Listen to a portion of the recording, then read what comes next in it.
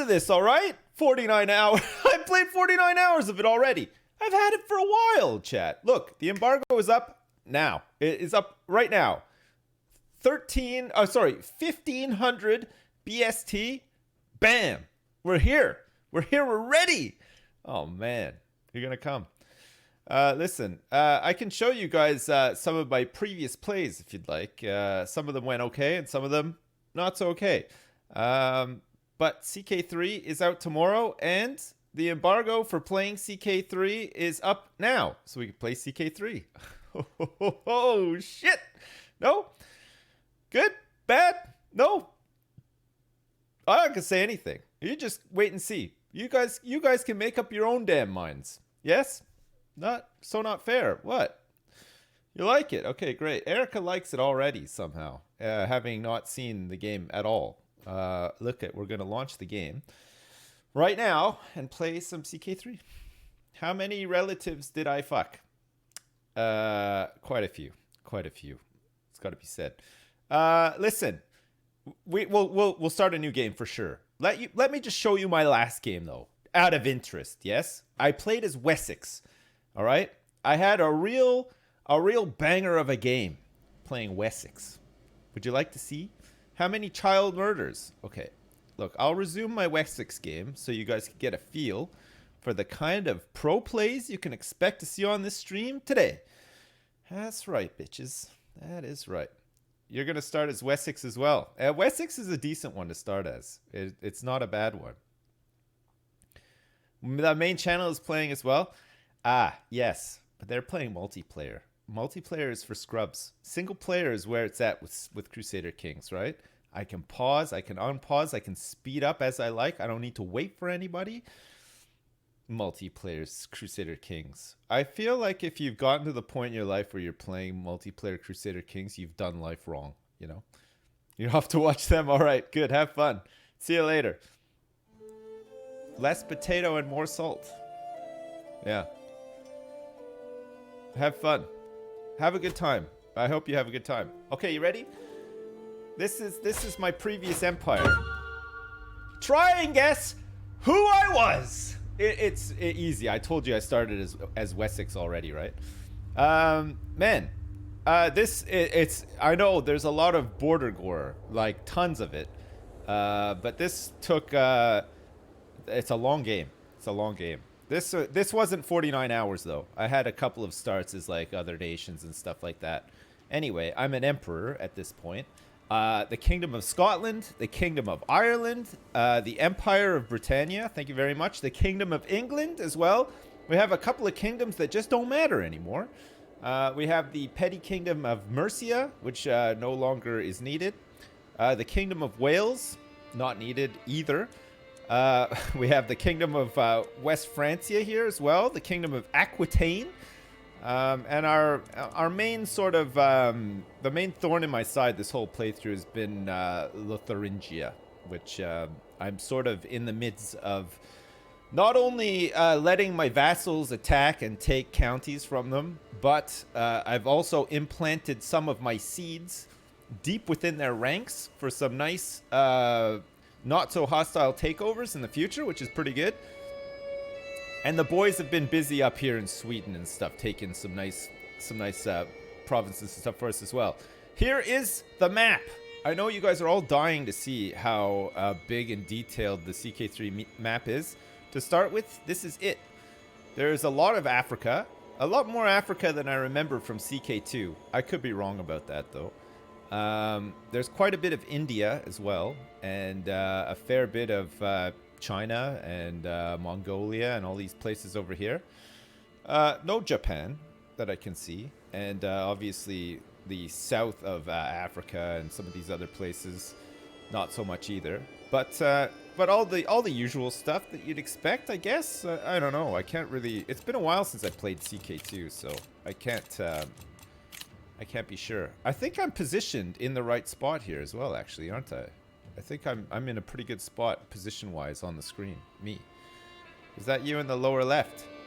That is me. Yeah, that's me. Can you see me talking? No? Play with the dudes. No, I don't like to play this. I don't like to play Crusader Kings multiplayer. It's very much for me. It's a very much a single player experience. I don't want to play with other people. I feel like like in some ways it just is not. It's no good, right? I think I enjoy the stories much more. I like to play at my own pace. I like to take my time to plan things out and stuff like that. And when you play against other people multiplayer, there's a whole bunch of bullshittery involved as well, right? There's all these like dumb things that people are good at. Like if you ever tried to play multiplayer Hearts of Iron, you'll figure that out quickly. There's always these like dumb bullshit moves that people pull off to try to get like big gains early on and stuff like that. I'm not all about that. I'm not all about that. It's difficulty to really get into and role play in multiplayer. Exactly. That's the exact problem I have. So anyway, this is where I got up to in my various hours of playing this leading up to the embargo lifting and me showing it to you right now. This is where I got up to. My experiences with this were pretty good. I think the combat's pretty nice. It hasn't really changed much. It's the same sort of like rock, paper, scissors-y sort of stuff that is in all of the games that you get from Paradox. With modifiers as well, you know, like some units are better at fighting in hills and plains and all that kind of shit. You still have the idea of levies. You have vassals that pay you various amounts of taxes depending on how much they like you. They can form factions the same way they've always been able to. Peasant revolts aren't as severe as in CK2, which you'll see. They seem to scale a little bit better than they did in CK2. CK2, sometimes you get a peasant revolt and you would just like, what the fuck? This is crazy. I can't do anything about this.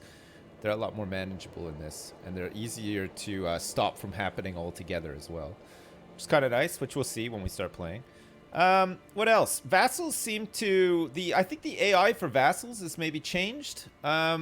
I'm not sure if I would use the word improve, but I kind of tend to use the word improve because they need a lot less babysitting.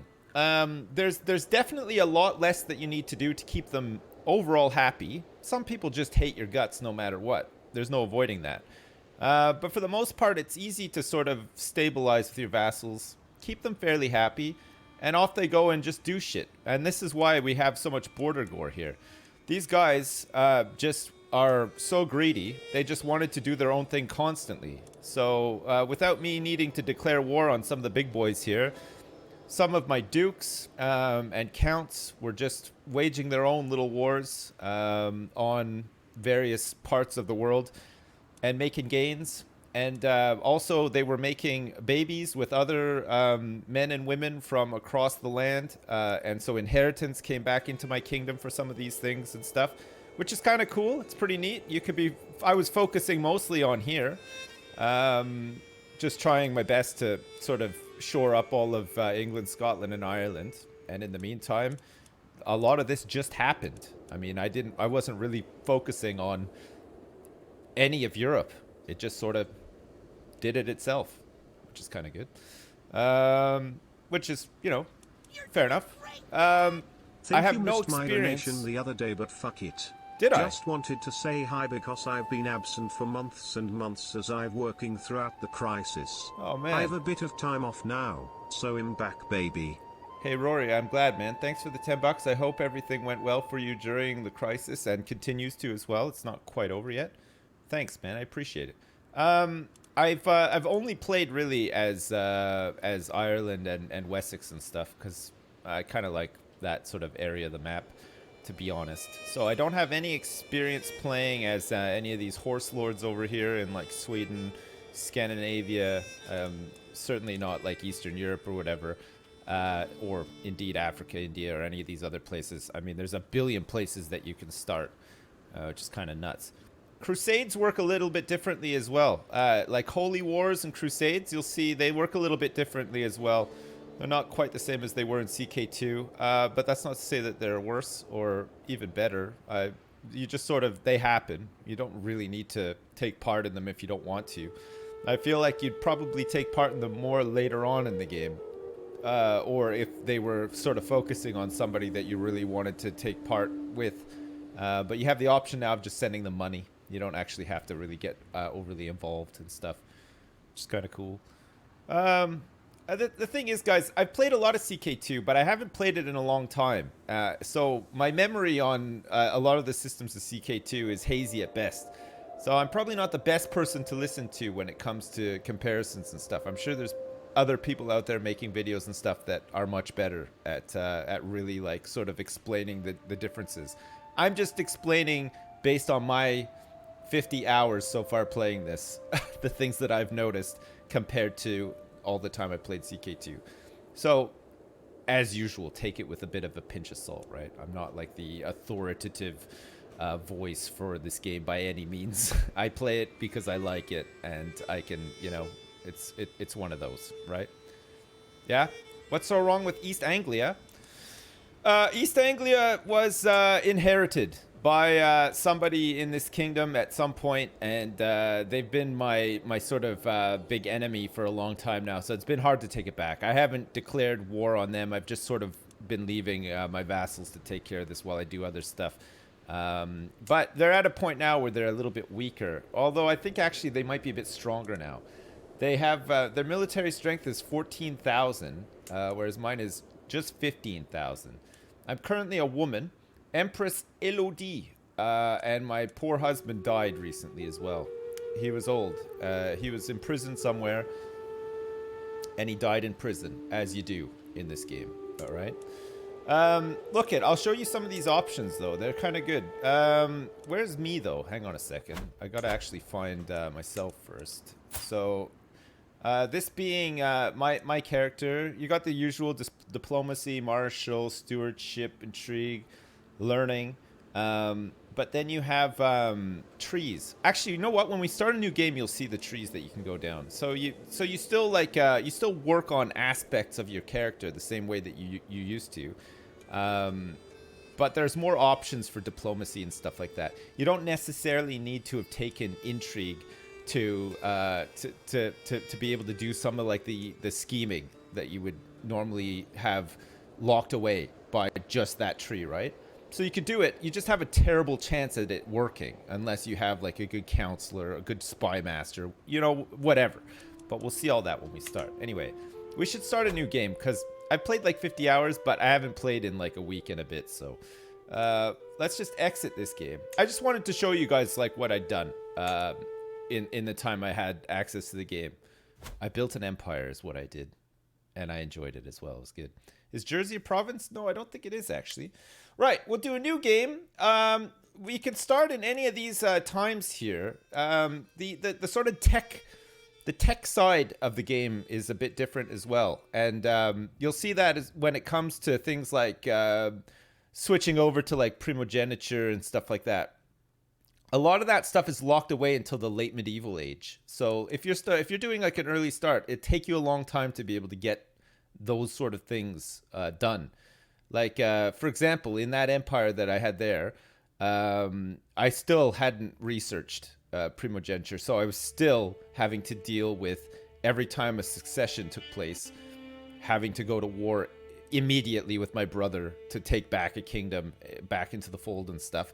But interestingly, each kingdom title, as well as duchy titles and everything, have their own laws. Okay, so if you have like a high centralization, you can spend some of your prestige mana points to enact laws specific to that title, right?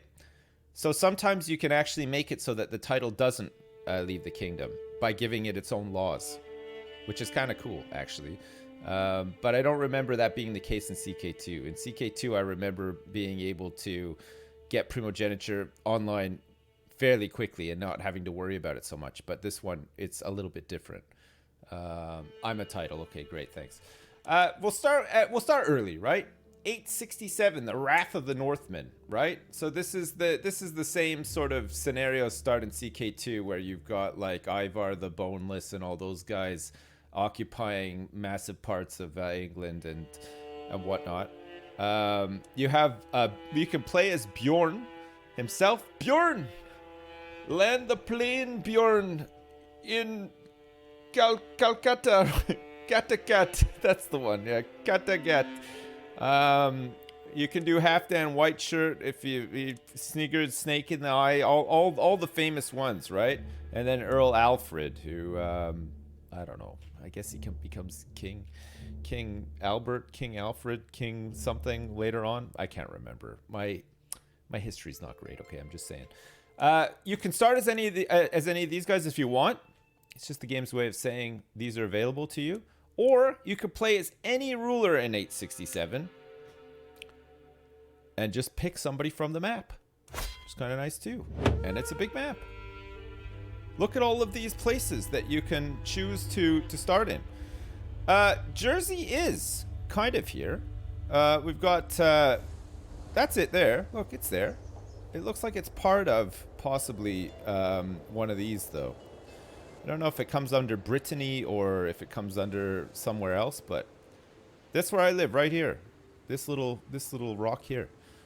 There's stinky old Guernsey there as well, and Sark and all the other stinky islands. This one's the best, the big one. This is the big boy. It's the one. This is where everybody wants to live for tax purposes, right? Play there. Well, if I want to play there, then I'd have to play as West Francie. But I don't really want to. I like starting small and then getting big. You know what I mean? Like, I haven't... oh, another thing that you can't do is you can't play as republics. So you can't play as Venice. I'm guessing that it's going to be a DLC.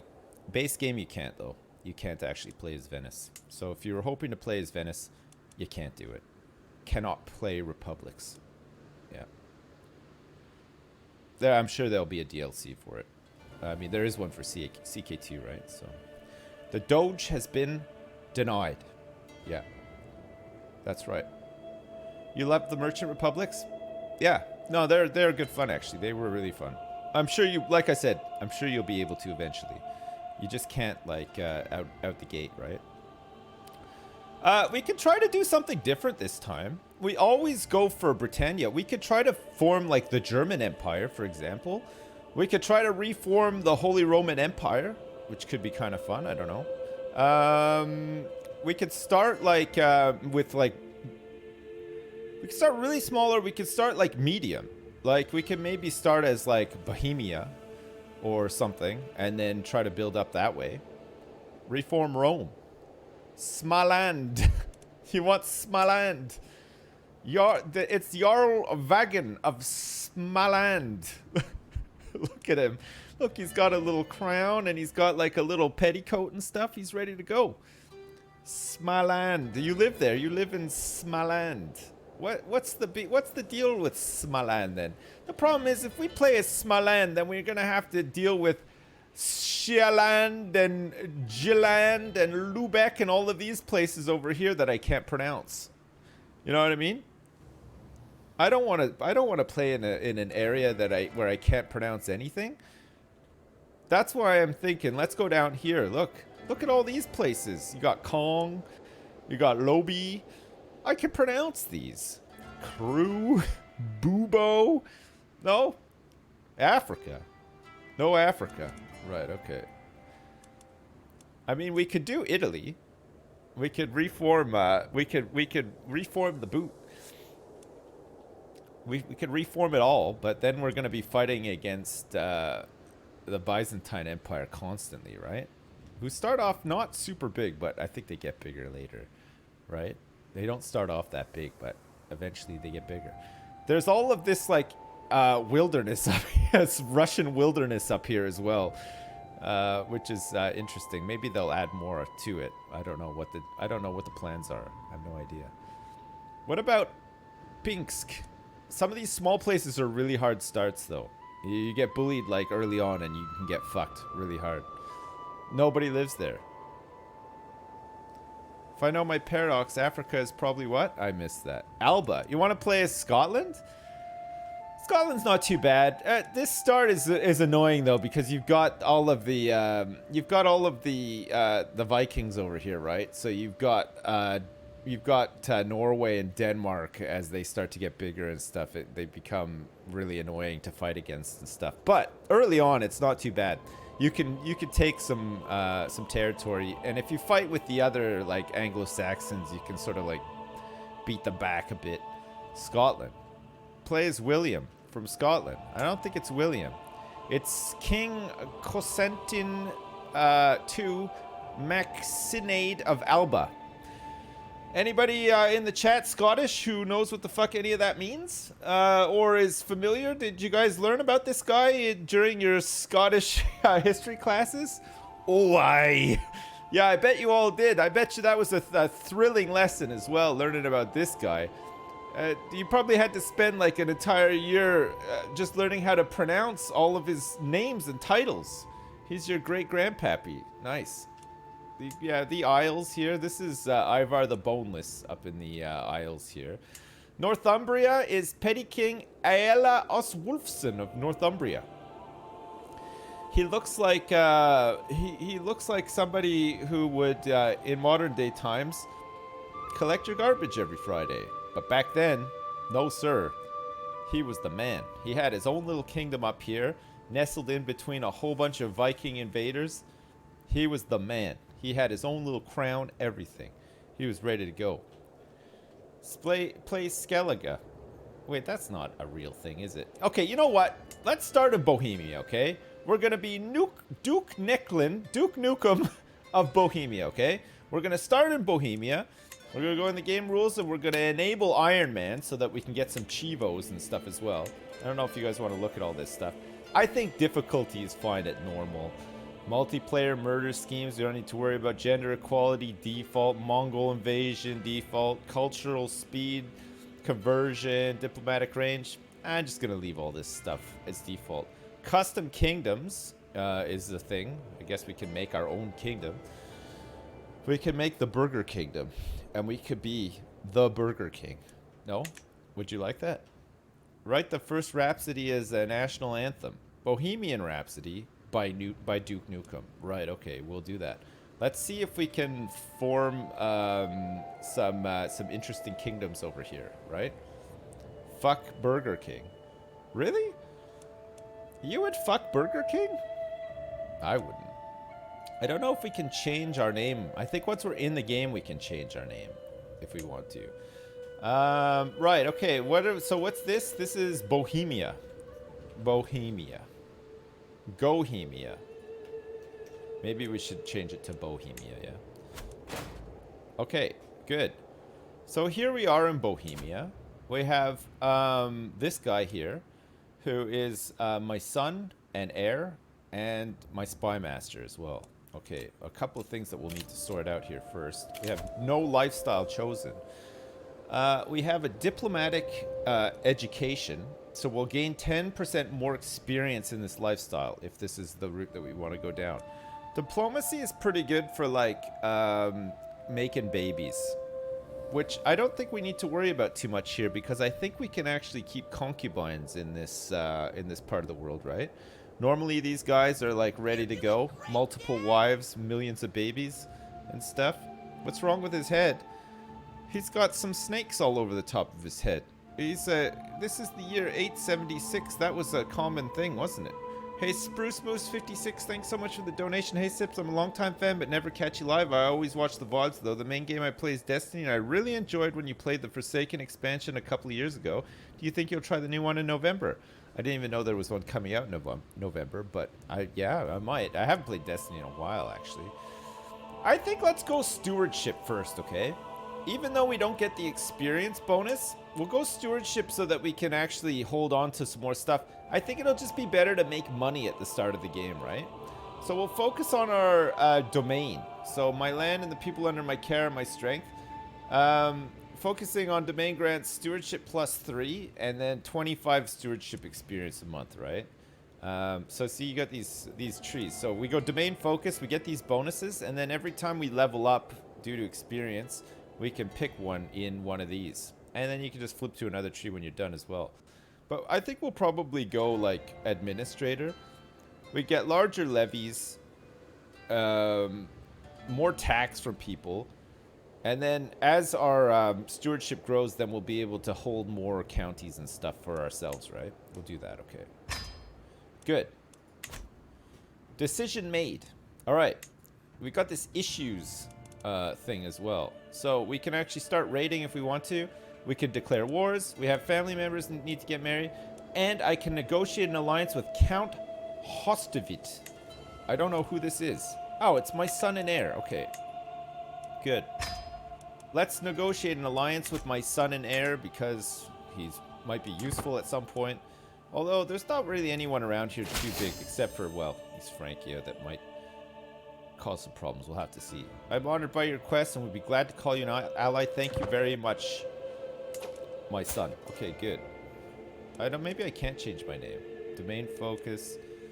Dynasty head. Member of my family and dynasty. Of course, it's me. I'll just have to name my kids. Right, okay. And we are married to a 65-year-old woman called Duchess Ponislava of Bohemia. Okay. We are 67 years old. We're going to die like any minute now. Which means that we will be playing as Count Hostovit of Plzeň, who has a 32-year-old wife named Countess Miloslava of Plzeň. And we have a son called Borivoj Premislid, who's 15 years old, who's going to take the reins of old Pap once Pap dies. He's 47. He's not too far from dying himself, actually. So it's going to be a bit of a roller coaster to start with, right? No? I'm playing Fortnite, yeah. This is the new Fortnite. Right.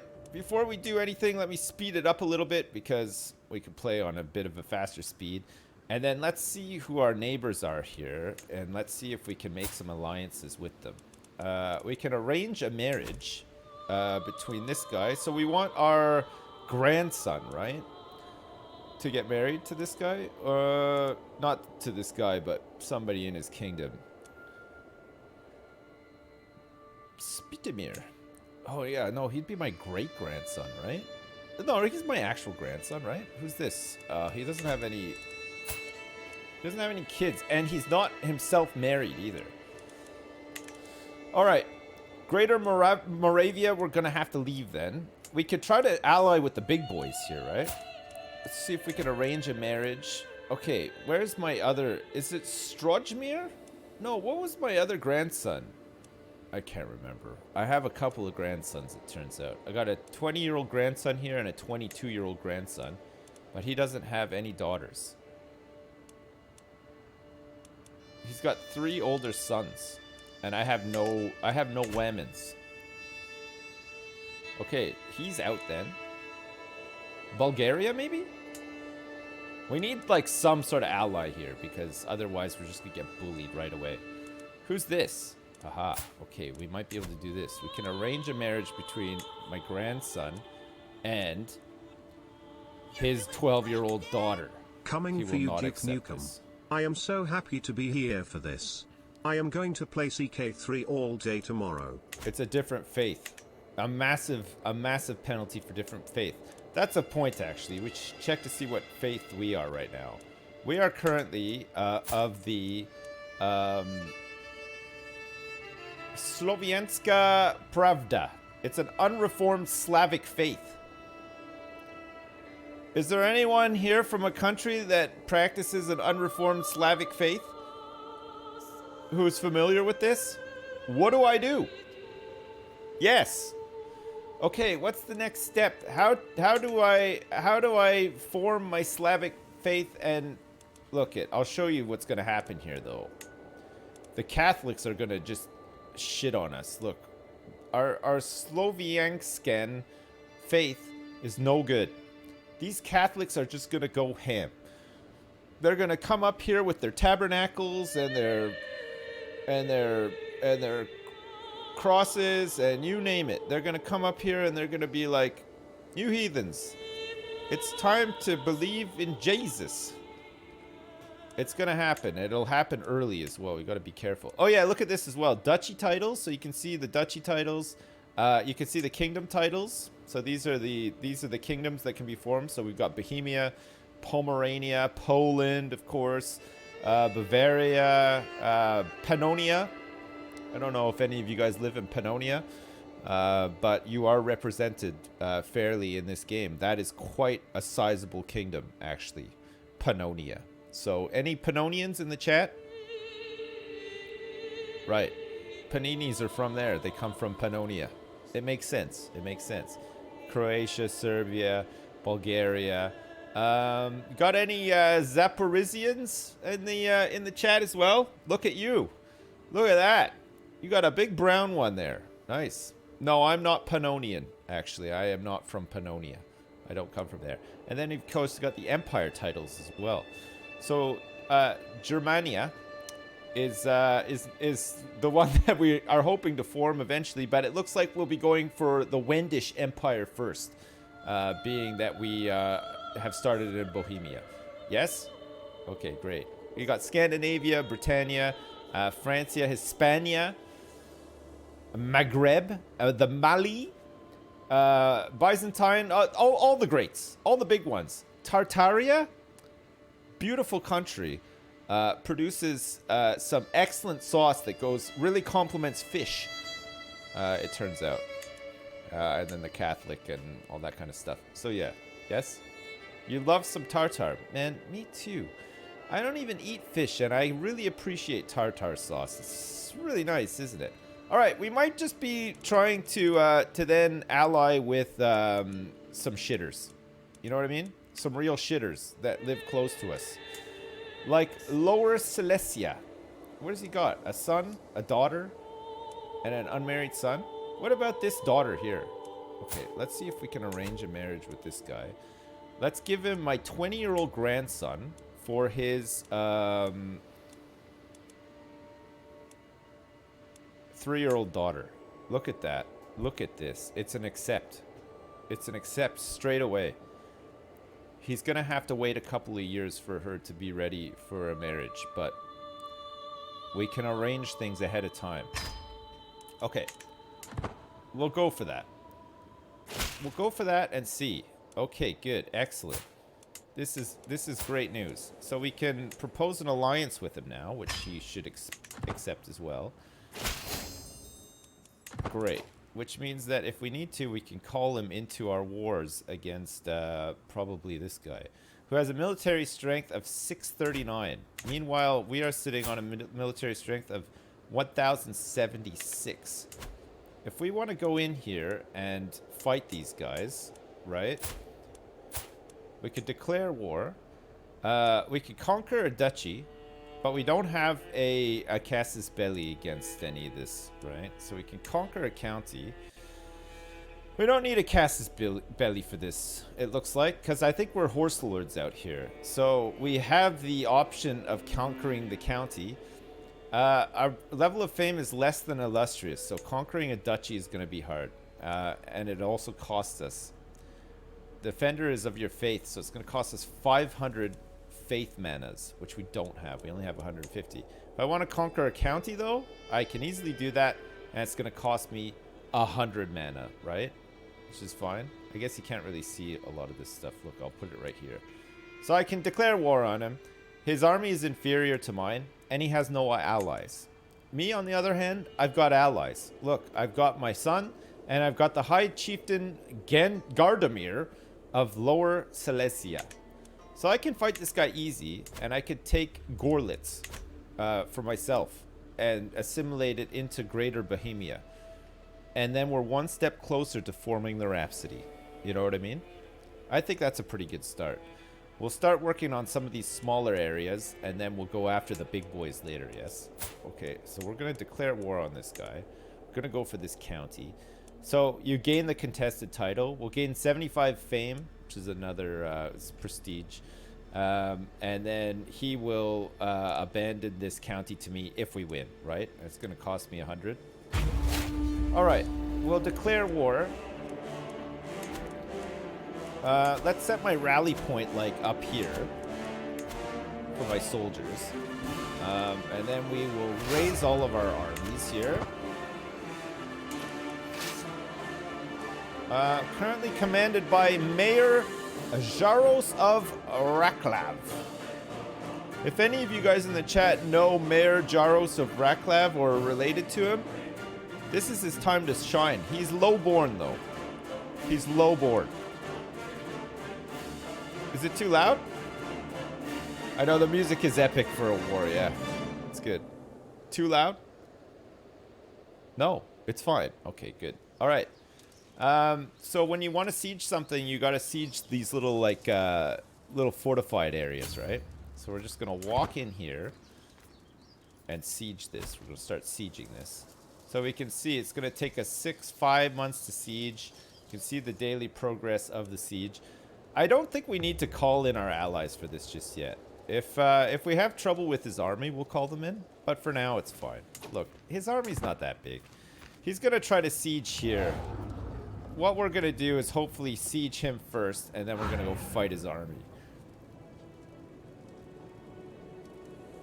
He's made some big strides, though. He might actually get the siege here. I don't know. We'll see. Okay, so we've taken that. We got $3 for occupying Gorlitz. Gorlitz is, of course, the aim of the war, right? So the Bohemian conquest of the Chieftain of Gorlitz. The reason our war score has jumped up to 26% is because we actually occupy the target county, right? So this war isn't just to take the whole kingdom, right? This is just for this county. So as long as we can beat his army a bit and then occupy the target county, we'll win. And then when we win, we take the county, it gets entered into the fold, and then there's a truce between me and this guy for a couple of years until I can then fight him again and take another one of his counties, right? It's the same as CK2. Sometimes you'll have somebody wage war on you and you'll think, fuck, I'm about to lose it all. Their army's too big, and it's just for one county. Sometimes you just give it up to them and just take the truce instead, you know what I mean? It's fine.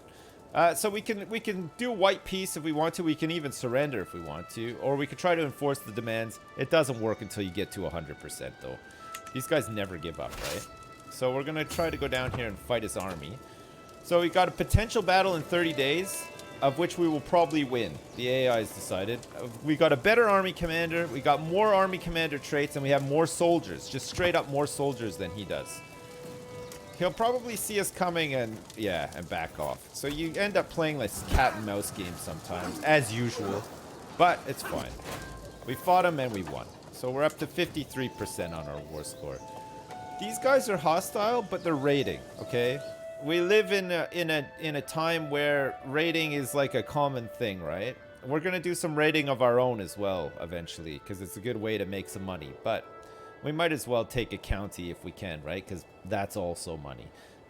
We can choose to fight these guys to stop them from raiding us, but we can just leave them as well because we're in the middle of fighting a war, right? And their army's a little tiny bit bigger than mine.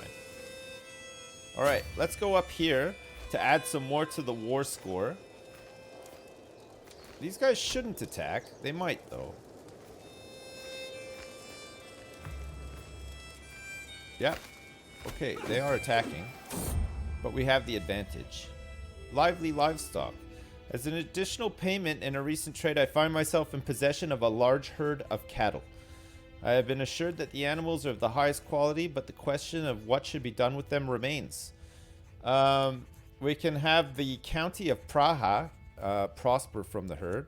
So cattle herd, our development growth will be plus 10% per month, okay? It's a beautiful herd, but it could be larger.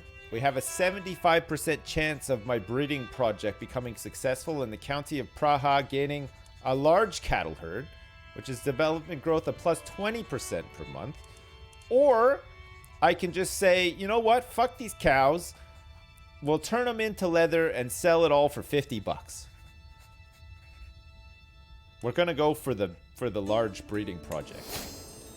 There, we got the large cattle herd for 15 years. 15 years we have that bonus. It's great.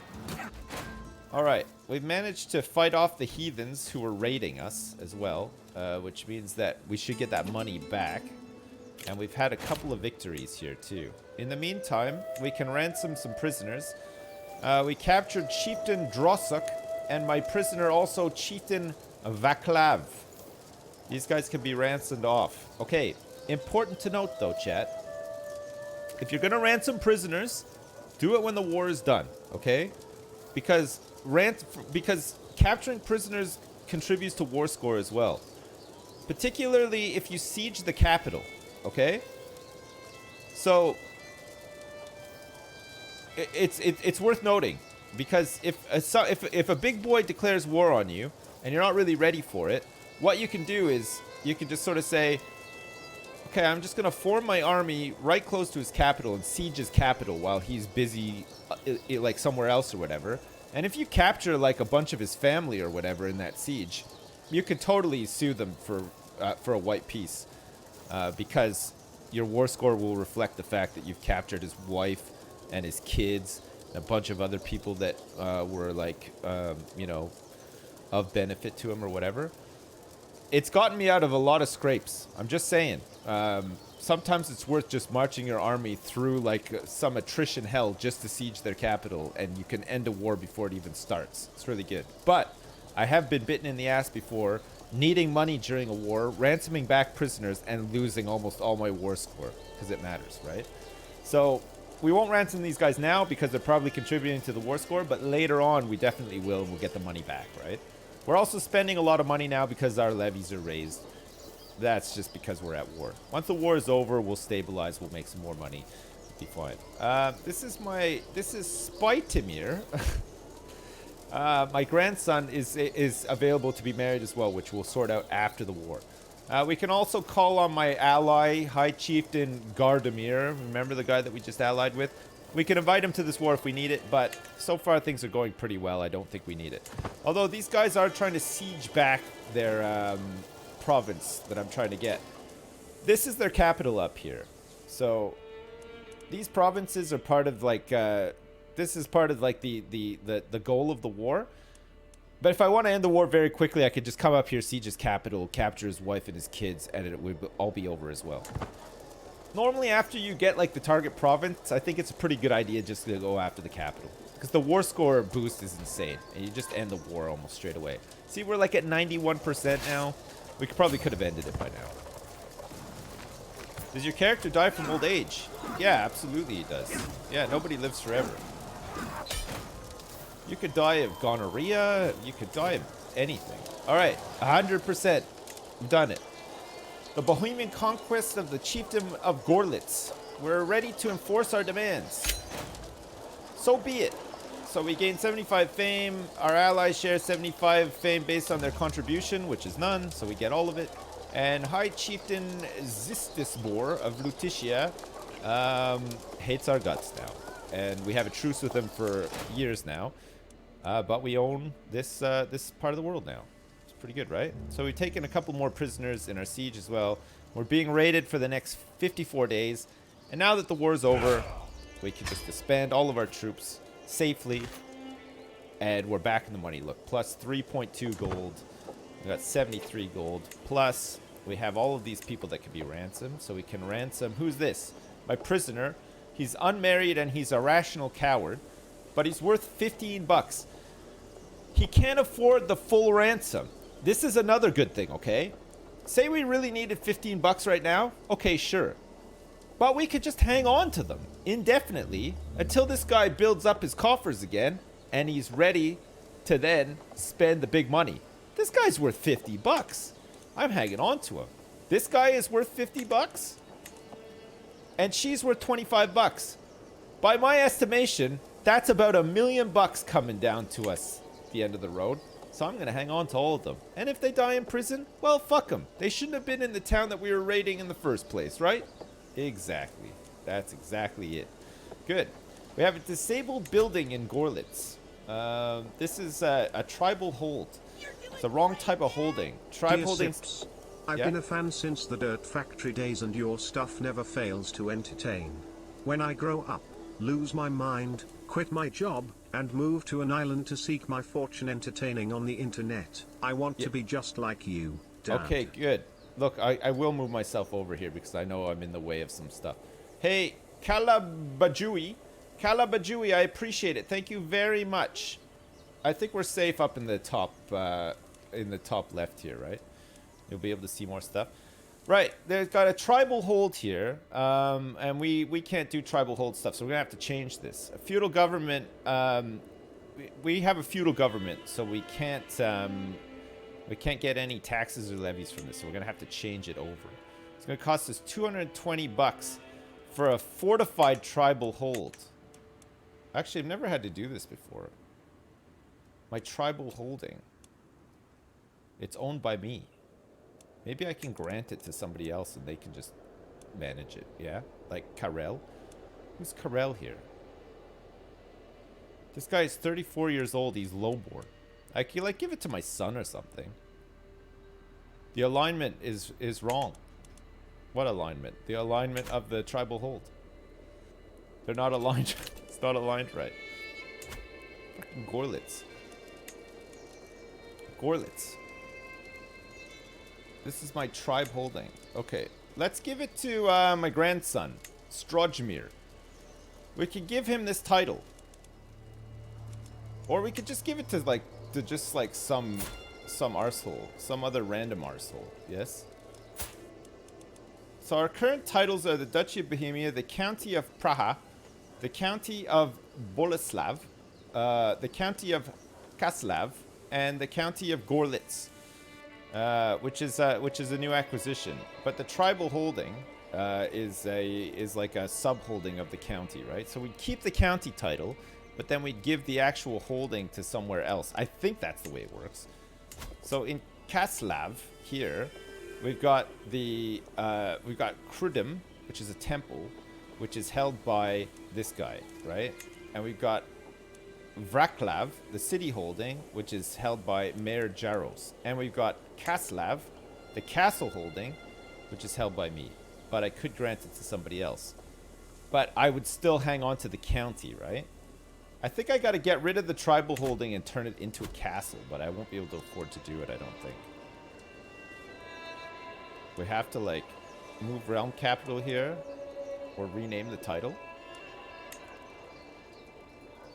Or maybe we just have to upgrade it.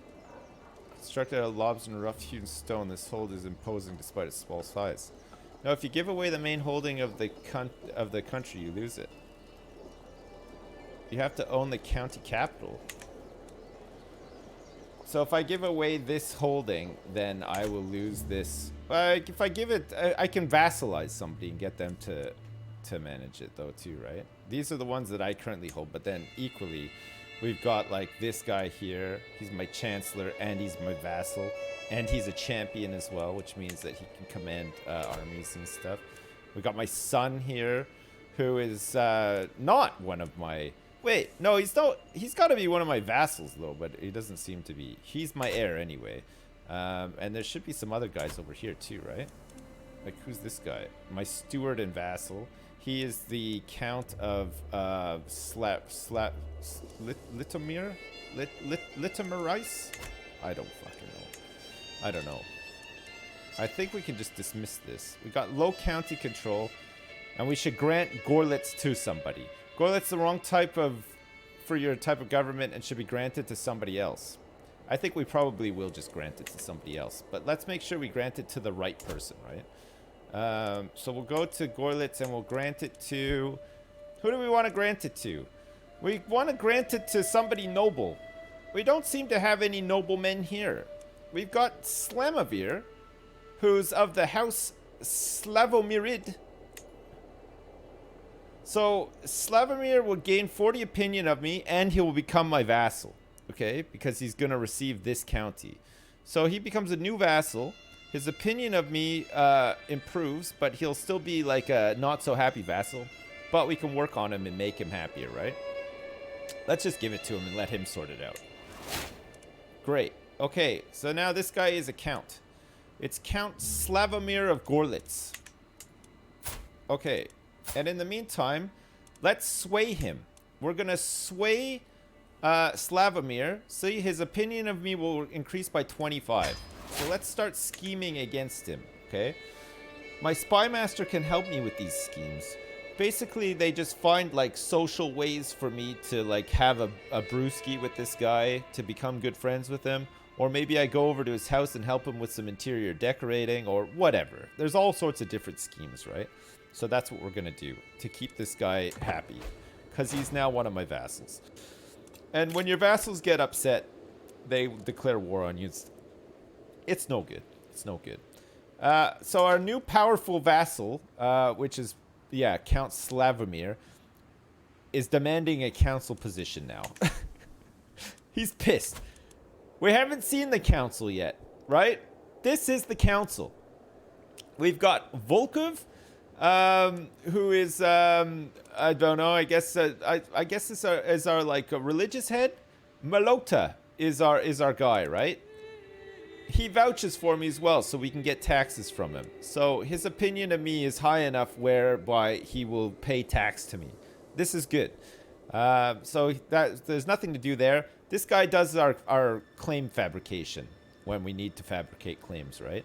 And he can also do religious stuff. Like he can convert religions. So like say we take over a Catholic county or whatever, we can convert them to our strange heathen religion if we want to. Or we can maybe just adopt a new religion and then get him on board, and he can start converting our weird heathen religion into something more like Catholicism or whatever, you know what I mean?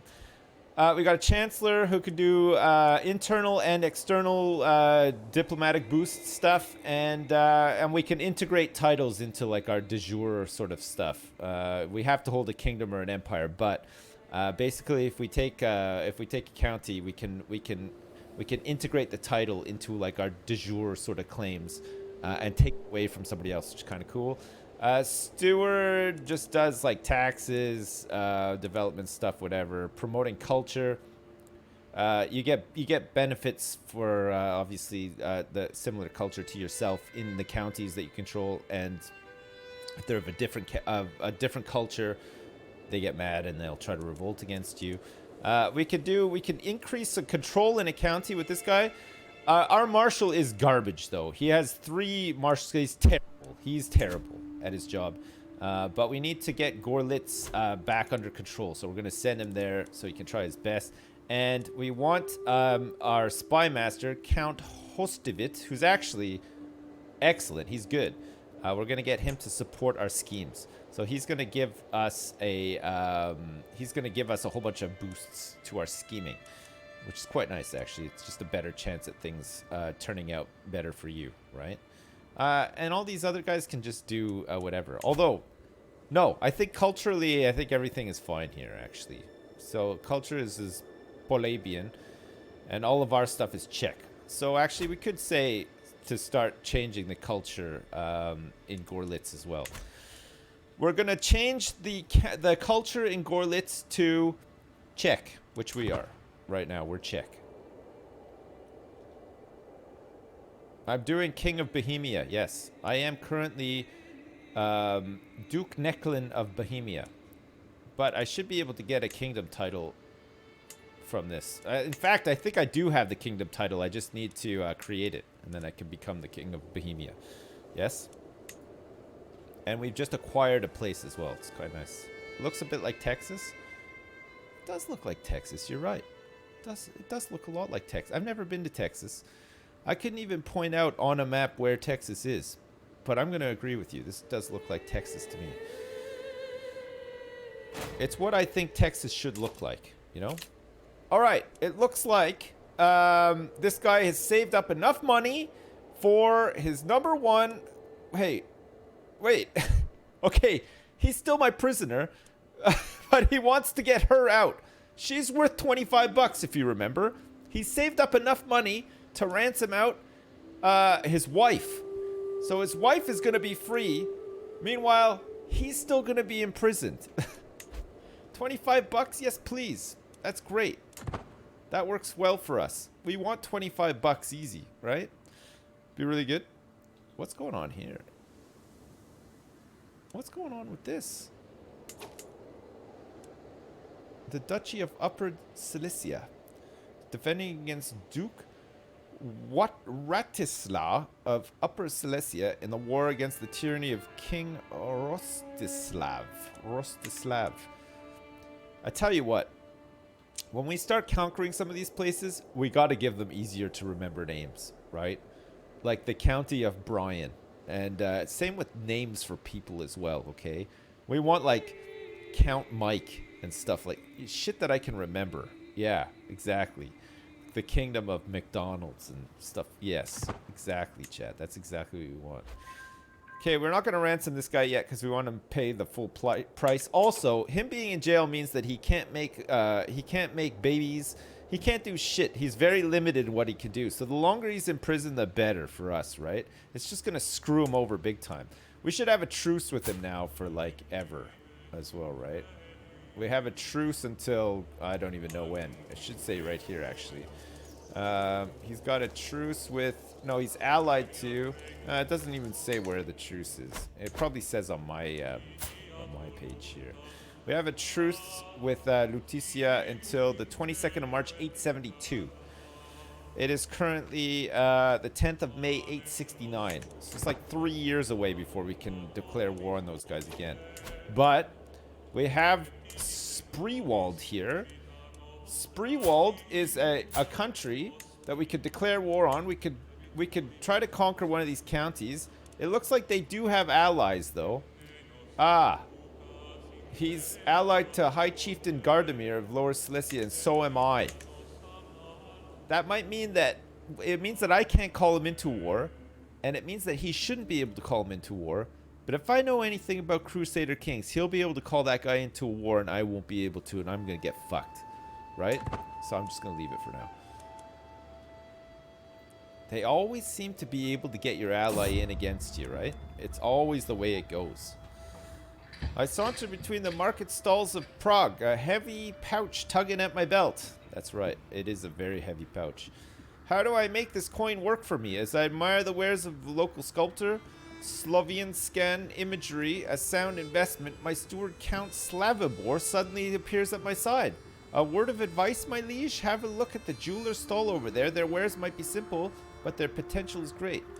We can invest 20 bucks in a sculptor's workshop. So we'll get a sculptor's workshop investment, which is holding tax of 10% and some monthly piety of 5%.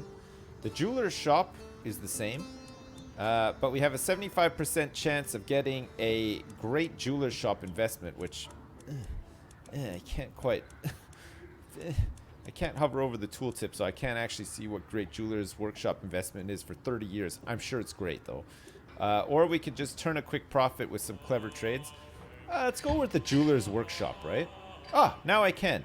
So we get 5% prestige and holding taxes 20%. Nice. 30 years at the cost of 20 bucks, which, if you'll remember, is basically the money we got for ransoming that whore of a wife that this scumbag here calls his wife. Not very eloquent, I know, but the sentiment is still there. 25 bucks worth of wife. What?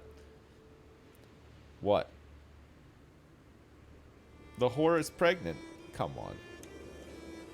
That whore is probably pregnant, you're right. Eternally pregnant. Multiple fathers. 25 gold for one wife, yeah. Well, I thought that we'd be able to get some concubines in, but I don't think we can from here. I don't think we're in the right part of the world for that. Okay, we have a powerful vassal that wants a council position. This guy, Mayor Zastita of Visegrad. All right. Thank you very much for the donations, old-fashioned and old-fashioned again. Thanks very much for the donations. Hi, Dad. I have a good name for one of your kids. Chan Gombolputti de von Ausfernschlitten Blindschlitter. Okay, thanks. I'll bear those in mind. That's a long-ass name of Ulm, but I'll bear it in mind. I will bear it in mind.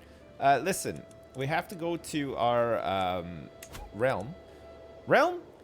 Oh, yeah. Crown authority, right? So our current one is autonomous vassals. Direct vassal opinion is +10 because they're allowed to do whatever the hell they like. They provide levies and taxes, but are otherwise free to do as they wish.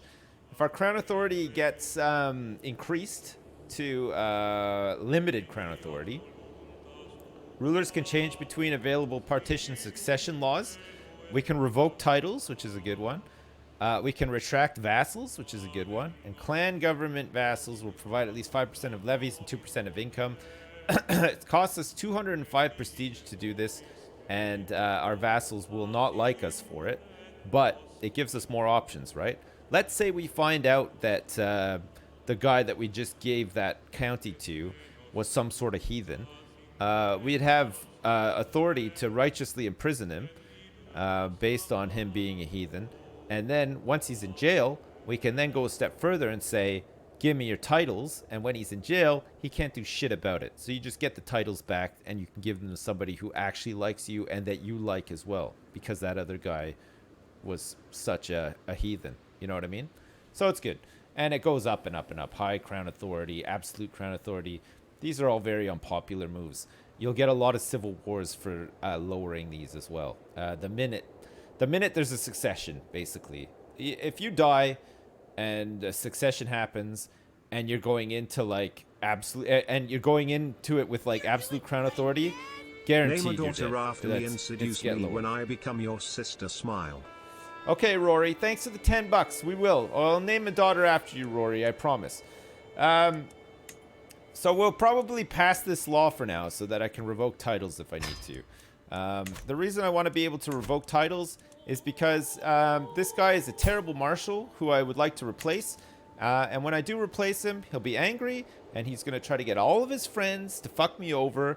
He's going to do a little shitty, dirty protest outside my mansion with his 3 martial ability and all of his friends. And that faction is going to grow and grow and grow, and then we're going to have to fight him. But I could avoid all that by declaring him a heathen and revoking his title, and then nobody will listen to him because he's just a scumbag with no titles, right? That's how you do it. The city of Vyshegrád. What a bitch. Okay, so we can appoint a new marshal, and we can see relevance, power, rank, power. My son and heir. Who's this new guy? Count Slavamir of Gorlitz. So this guy is considered a powerful vassal of mine because he's a count. This other guy's just a mayor, so not really that much of a, not much of a big boy. And already his martial ability is a little bit better. 7 is still not great. Okay, still not great. He'd probably be a better chancellor. Our current chancellor has worse martial, so we could get him in and then do a swapperoonie, and actually put this guy to better use as a chancellor. But there's so little in it, it doesn't even really matter. So I think we're just going to get this guy assigned as our marshal. We're going to fire Mayor Zastita, who's going to be mad. But now look at how happy this guy is. He's +4 now, okay? And we're scheming with him as well. So we should be able to increase the opinion a bit more. This guy's a bit more powerful, so it's better to have him on board, right? Our fucking spy master is amazing. Holy shit. That's some good spy mastering. Yeah? No? How's the game so far? It's Crusader Kings. It's great. It is really good. It's nice. I find the pace different to CK2. I find it a lot different. Some stuff takes a little bit of time to get used to as well. We can raid our neighbors here. Look, want to raid some people? We could also invest in some more armies here. Look, we can create some men-at-arms regiments, which is where the rock, paper, scissors stuff comes in, right? There's all these different armies that you can form and stuff. I don't know. I'm not like super like I don't know like all the ins and outs of it. I'm sure again there's other people that will know much better.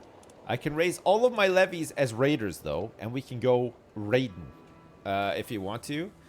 In fact, we could raid this asshole and his whore wife, who we just set free for $25. We could steal more money from them, because there's nothing they can do to stop me, right? Let's do it. So now our whole army is raised as raiders, and we can go pillaging the countryside here. It looks like we got a new stewardship perk, because we got some experience in stewardship, apparently. Cutting cornerstones. Taxman. Our tax collection effectiveness increased by 25%. Golden obligations. We can demand payments for hooks. Hooks are kind of like, you get hooks on people if, like, you bail them out of something, you know? Say you find out that somebody's a whore. They might come to you and they might be like, don't tell anyone I'm a whore. And you're like, okay, fine, I won't tell anybody. But then you get a hook on them. And when you get a hook on them, you can use that when you want something. So you might say, okay, you're not a whore. And then you get a hook on them. And then you might turn around and say, like, give me $100. And then it might be like, no, you have like you only have like a 50% chance of this working. Or say you want them to convert to your religion or something. And there's like only a 50% chance of them accepting. If you use your hook, it becomes 100%. And oftentimes with the hook as well, it bypasses the tyranny pitfall that I can't think of the word. Anyway, the badass, the debuff, yes, the tyranny debuff. You could bypass that with hooks as well, so it's super useful. You don't end up using it that much though. I can use claim thrown against our liege, domestic affairs efficiency, direct vassal opinion, liege opinions, pretty good. Counselor opinion, your vassals are less likely to join independence factions, pretty good. Tyranny, levy contributions from vassals, 20%. We're doing it. We're going to go down the administrator path here. The final one is you get the trade administrator, which gives you +1 diplomacy, +3 stewardship, and +5 vassal opinion, which is pretty good actually. It's not too bad. Okay, let's go raiding, shall we?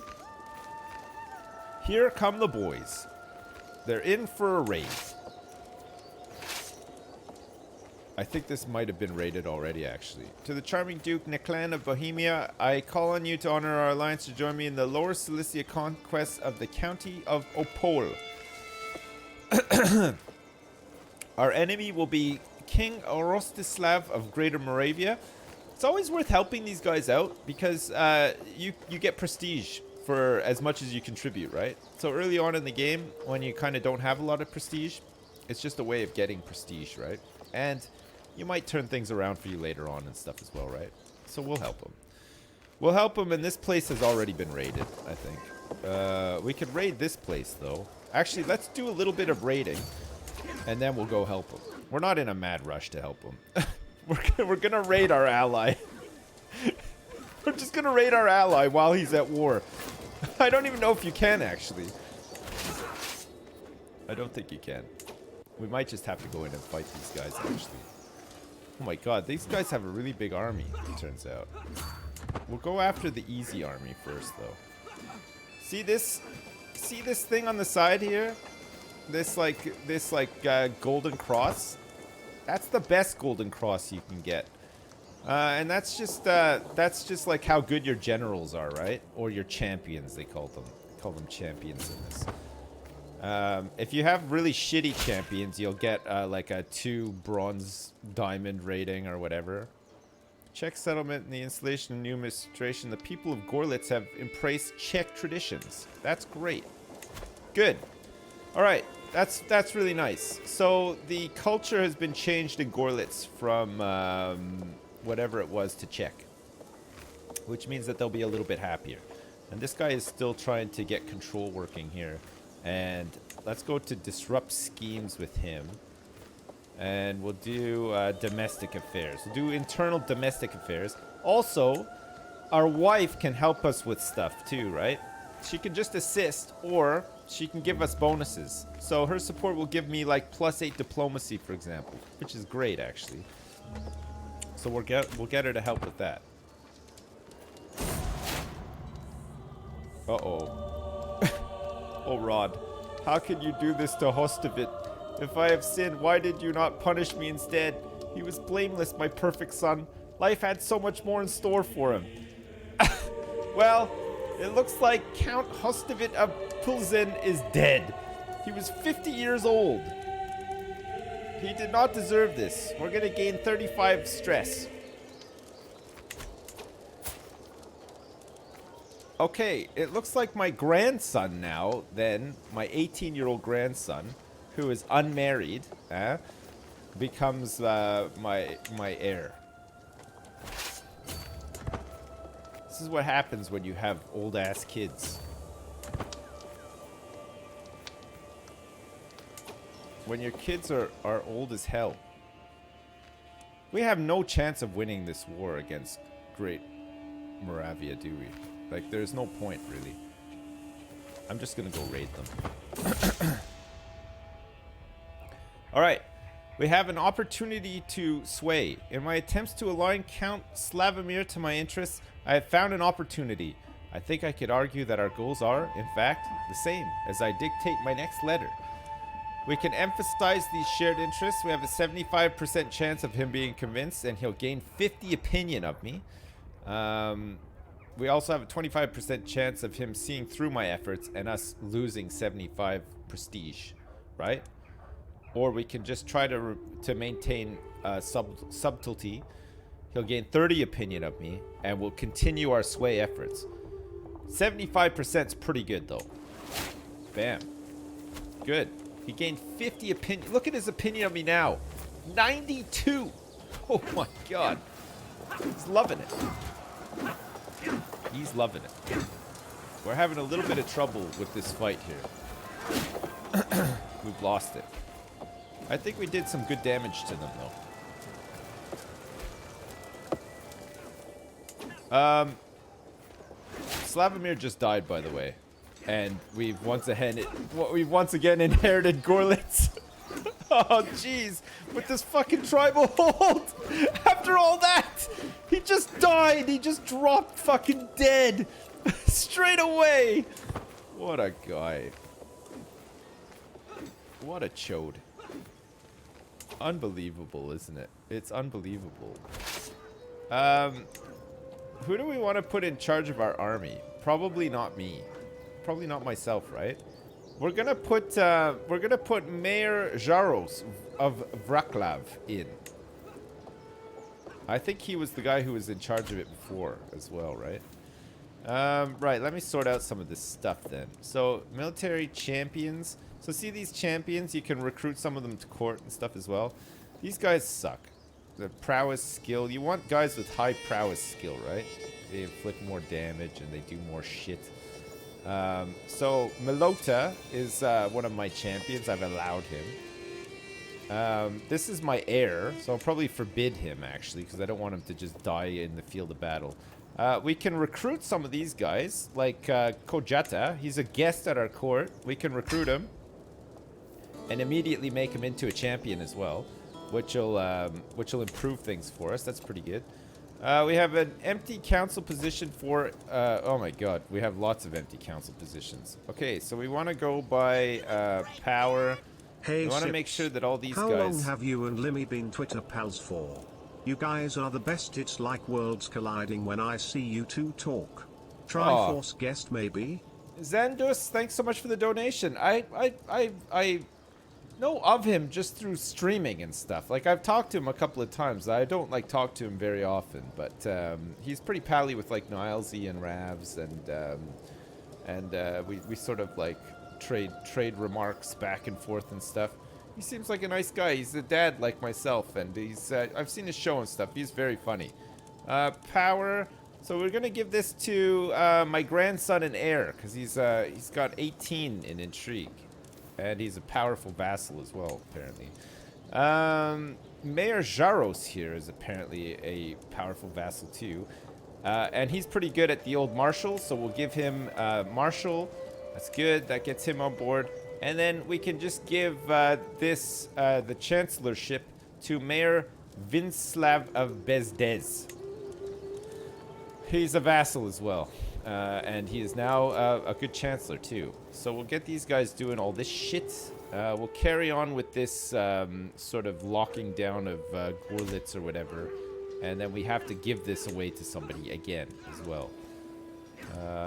We should grant this to somebody apparently. So let's grant this to somebody who actually likes us. Like maybe this guy here. Henrik Madrakvartid. He's be a really good spy master eventually as well, right? Okay. The penalty for being above your domain limit will be reduced. That's good. We need it he to. Keeps and he demodding Nilesy for bad attitude. It's fucking hilarious. Oh, really? Xandus, thanks so much for the donation. What, for having a bad attitude? That's hilarious. Okay, we're in line to inherit some more titles here. And if these guys have enough money, we could get some money, right? So this is the Chieftain, Drosuk. You can ransom him for 50 Thanks bucks. for being awesome. Okay, and then we'll ransom this guy when this guy has 50 bucks left. There we go. We're up to 200 bucks. Hey, thank you very much, Dova Moose 12. Thanks, I appreciate it. Okay, so we're currently fighting somebody else's war here, which isn't going too well. But we might be able to help them out just by blasting in and sieging their capital. Currently, we've got all of our dudes raised as raiders, though, which... Let's just disband everybody for now, and then we'll just raise all of our actual armies here. Okay, let's see if we can capture some nice, we're just gonna get absolutely hammered here. Look at this. Look at the size of this army. He's got West Francia helping him, so we're pretty much dead. Let's see if we can pull this siege off. I doubt we'll be able to, though. I think they're coming back. Yeah, look. They don't fuck around. Here, look. Let's see if we can retreat. We'll go out the back door.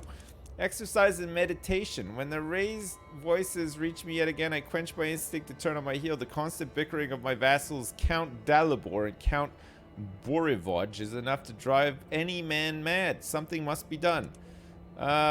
We could gain 100 stewardship lifestyle experience, and there's a 73% chance of getting 150 prestige, and Count Dalibor and Count Borjval gaining opinion of each other. Or we could side with one of them. Let's just go with the first one. There we go. 150 prestige for free, baby. Uh-oh.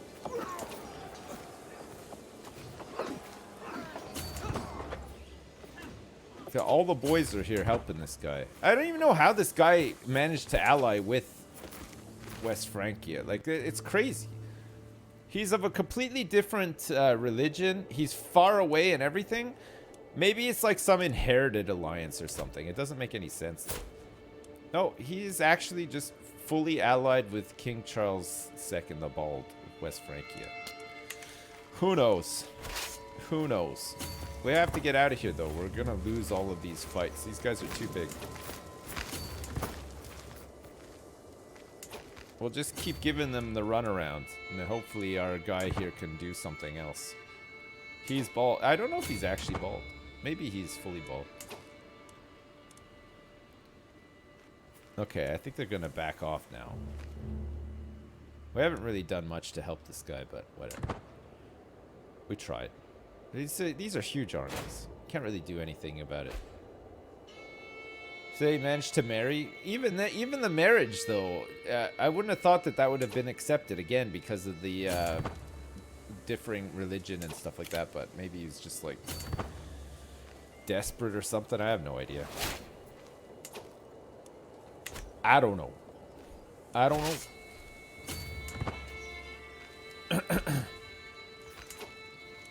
You might be able to fight these guys. I think we got a good chance here. Look at this. We're winning. My champion, though, Kojetid, has been injured in the fight. But, kabam. Oops. We don't want to go all the way this way. We want to fight. He is Catholic. This guy? Oh, fuck, he is Catholic. You're right. What the hell? Wait! Really? No! He can't be. He's fucking Catholic. Holy shit. Okay. My bad, chat. I just assumed he wasn't. That's my fault. I shouldn't have assumed. I figured we were so far east here, there would be no Catholics in sight. But I was wrong. I know. It's 2020 and here I am still assuming like a madman. You're doing great. I made an ass out of Dowie and me. Sorry, Dowie. Leader of MILF, thanks so much for the donation. I appreciate it. Thanks very much. Thanks. Okay, let's go see about this capital siege. Let's see if we can sneak one in here before they wise up to it. Man, I want to capture his whore of a wife. Here we go. Let the siege begin, baby. Look, they don't even know. Look, they're too busy up in the north. Meanwhile, old Chevy Chase is down here sieging up his whores. Uh-oh, they're coming back. Shit, we're gonna have to make a break for it. Let's get out of here quick.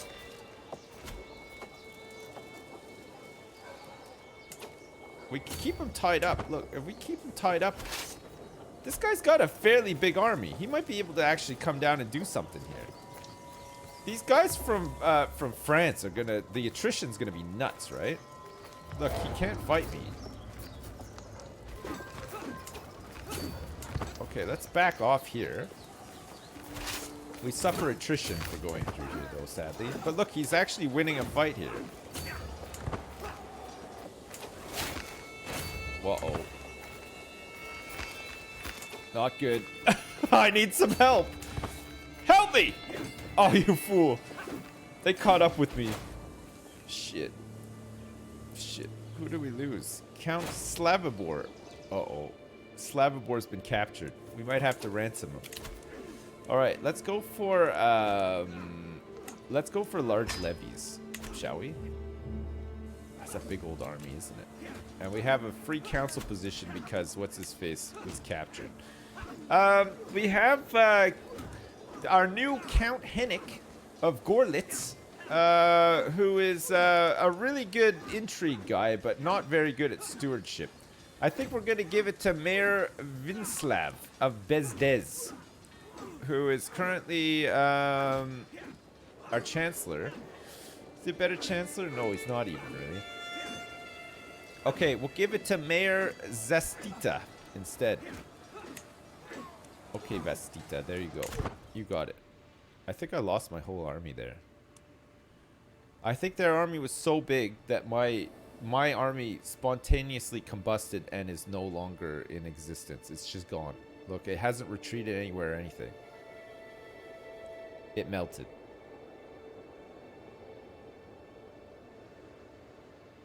Assuming he makes an ass out of you and me, Sips. I know. The whole stack has been wiped right out. You're right. Well, this war's almost over anyway. I mean, we did a couple of bits and pieces, but there wasn't really much we could do. Once the war's over, we'll do some raiding. We can raise some funds that way. Actually, it's probably worth looking at some of the upgrades that we get as well, right? Like in Prague, we have a small hill fort here, but we could build some other stuff as well. For example, military academies. These are like capital things, right? So we need to get some more. Oh, I haven't showed you the research stuff yet either, have I? Fuck, let me see if I can remember how to even get to it. It's in here. So this is Czech Culture, my culture, which is part of the West Slavic group, Czech Innovations. I am currently the cultural head. So my learning, which is terrible, will dictate to some extent how fast we research some of these things. And I can focus research on something, right? So currently, the public is fascinated with public works, which we are now focusing on as well. So it gives the fascination gives it a bit of a boost. But basically, counties now reach the maximum existing development penalty at 20 development. So this is expected to be discovered in about 67 years currently. Our guy is pretty dumb. So it's going to take him a long old time. But we can increase this by getting our wife in to help, okay? She has learning ability. Equally, if our heir who takes over has better learning ability, it'll go faster. There's ways to do it, right? But so this is the tribal era for us. We then move into early medieval, which has its own stuff. High medieval, trebuchets, look at knighthood, heraldry, divine right, windmills and stuff. And then late medieval, which is like the last one, which is where you can research primogeniture and all the sexy stuff to do with inheritance and shit like that, right? Yeah, so 67 years. We've got 67 years to figure it out. Masonic Dealings. The Guild of Stonemasons established itself in the county of Kaslav. Having dedicated craftsmen in my personal service could help the region flourish. I will strike a deal with the chief mason. This gives us at best, 45% chance of a fair deal. There's a 34% chance of an unfortunate deal, and there's a 20% chance of a great deal. Okay? Let's take our chances. Who knows? Okay, we gained 150 prestige, and then we got cooperative stonemasons for 20 years, and the control level of this place will change by plus 20 as well. I did not even have to resort to threats of violence. It looks like we came out pretty good off the back of that one. Nice. Very good. My better family. What better family? Better family?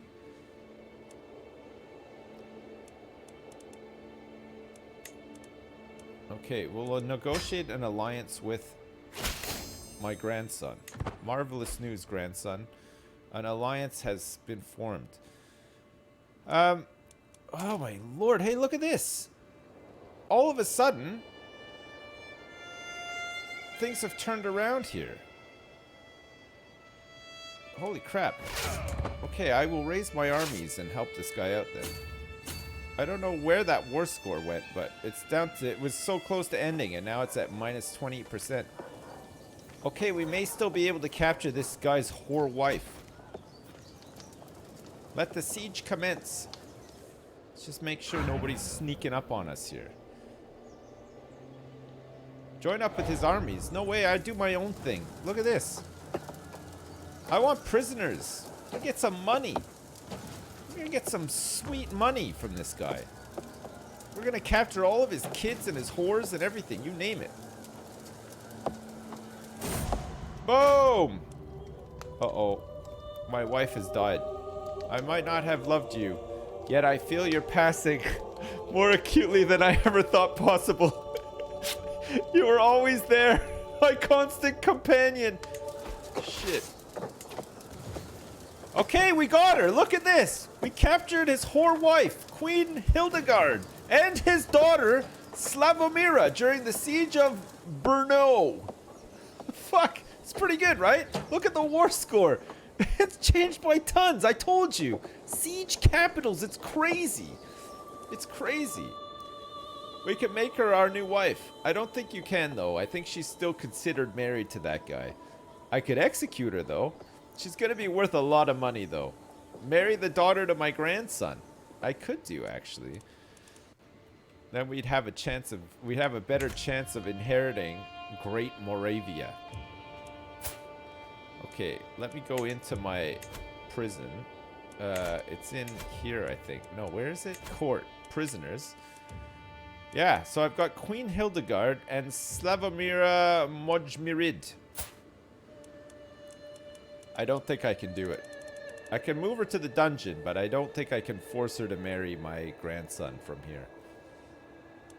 Look at these guys. Who's this guy?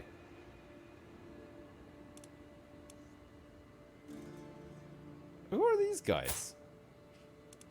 We can torture them. Oh, you can torture people now as well when they're in prison. I've never actually done a torture. You're doing great, Might be fun. Hey Sips, you Let's taught do me it when we need CK to, a though. while back via watching the stream. Always love the streams. Hey, thank you very much, Anonymous. Thanks so much for the 20 bucks, man. I appreciate it. Time to torture children. I think you can torture them, like, if you need to find out information from them, or if you want them to, like, do, like, a religious conversion or something like that. I'm not saying we have to do it. I'm just saying, like, it's a possibility, right? Well, anyway, looks like the boys are coming back, but they're too late, because guess who I have in my weak clutches? That's right. You're my wife now. Okay, we might be able to fight these guys if I join up on these armies, actually. We got a decent chance here. We'll help them out.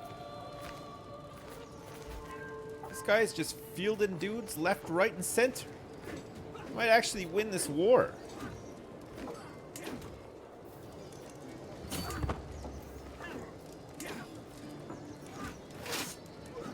I don't know how to get him to split in half, split. I don't know how to get him to just like follow this other army automatically like you were able to in the other games. You just gotta like move them around. Torture as many royals as possible. Alright.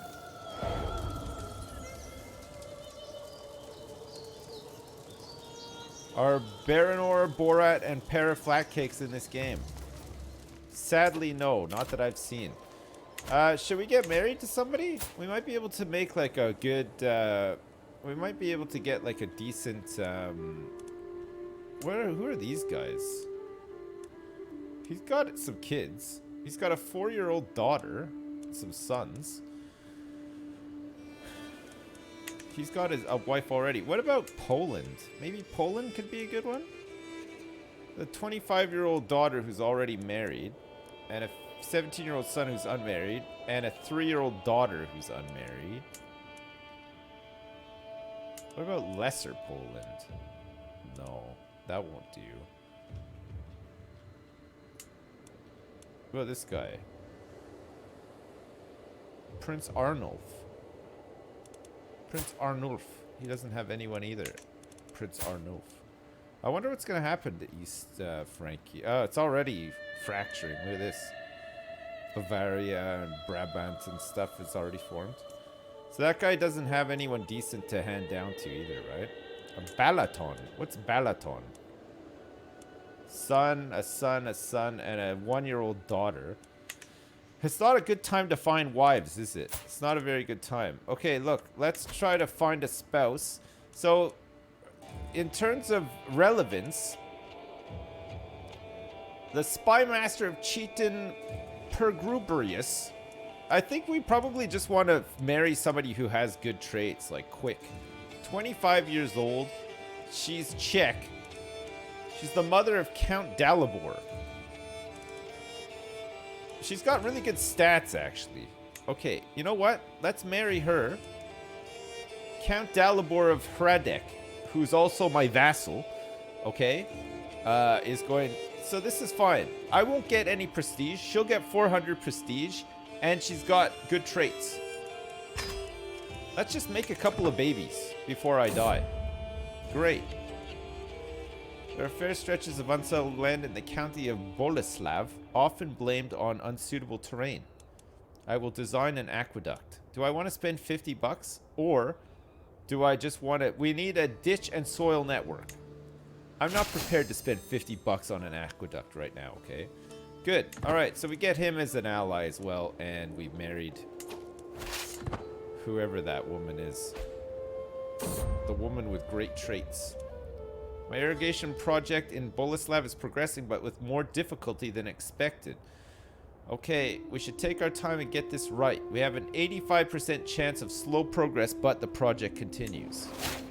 The project continues. I like these. I really like these. They come in like multiple parts, and there's like all these checks to get you through the next part, and stuff's really good. All of these lead up to like a big bonus in whatever like tree you've gone down, or like the lifestyle that you've chosen. It's really cool. It's good. It's a nice one. My liege, the irrigation project of Boleslav is running behind schedule. We can replace the taskmasters and give them some new whips. We'll gain 10 dread. And the county of Boleslav gains work to death for 5 years. Our popular opinion of that will be minus 15. Hire how many workers are needed, so we have to spend 50 bucks. Or perhaps it's time to aim a little lower. This will reduce the effect of my project, but the project continues. I still don't want to spend 50 bucks, chat. I'm not ready. I'm not ready for the big spend. Just not ready for that big spend just yet. Come on, it's early on. We might need some mercenaries or something. You never know. I tell you what, though, we're going to have a windfall pretty soon. Once this war's over and we start ransoming this whore wife and the daughter back, bam. Done. Okay, even decades from now, we will reap the reward for this. I gained 1 stewardship lifestyle perk, and the county of Boleslav has gained irrigation ditches for 20 years. I don't know what happens to them in 20 years' time, but for now, it's all good. It's all good. Who are we fighting against here? Oh, no, you're not fighting against this guy. I call on you to honor our alliance and join me in the Lutetian conquest of the Chieftain of Spreewald. This is my arch nemesis. We're going to join this guy as a defender now as well. Fuck, we've just been roped into another war. Unbelievable. This one just is like never ending. We're gonna have to take the fight to these guys eventually, or else it's just... we risk this never ending. Oh, for fuck's sake. The High Chieftain Radomil of Lausitz is going to worry here too. So we join this guy again as a defender. Okay, so our good friend here now is being attacked by this guy and by this guy, and he is attacking Greater Moravia, and they've brought in West Francia as their ally. So he's fucked. He is fucked. We'll help him as much as we can, but he's pretty fucked. He's gonna lose a whole bunch of shit. He's got to defend against these two guys who are trying to capitalize on the fact that he's just had this war running for what seems like a million years. And in the meantime, look, these guys are unsieging all this stuff. I mean, we might have a better chance of helping him up here, but this guy, has really good... This army here, the first army of Brenna, we have a chance of fighting against because they have bad commanders. Whoops. It is 76 years old. Okay. Bearing in mind, it is the year 876 AD. 76 is pretty good. It's a pretty good innings. All right. So we continue playing as Duke Borivoj of Bohemia. We only just got married as well. Damn. All right. We're the primary heir of the wrong dynasty.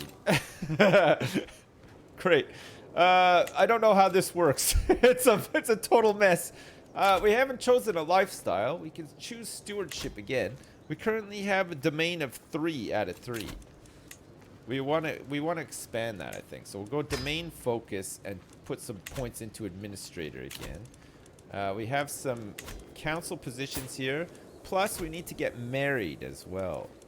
So we could say alliance power. Russian. The House Beniprik. This is the High Chieftain of Bukovina. With a 5-year-old daughter. I'm 24. We need to marry somebody who's like ready to make babies, right? Like this 26-year-old. The Chieftain of...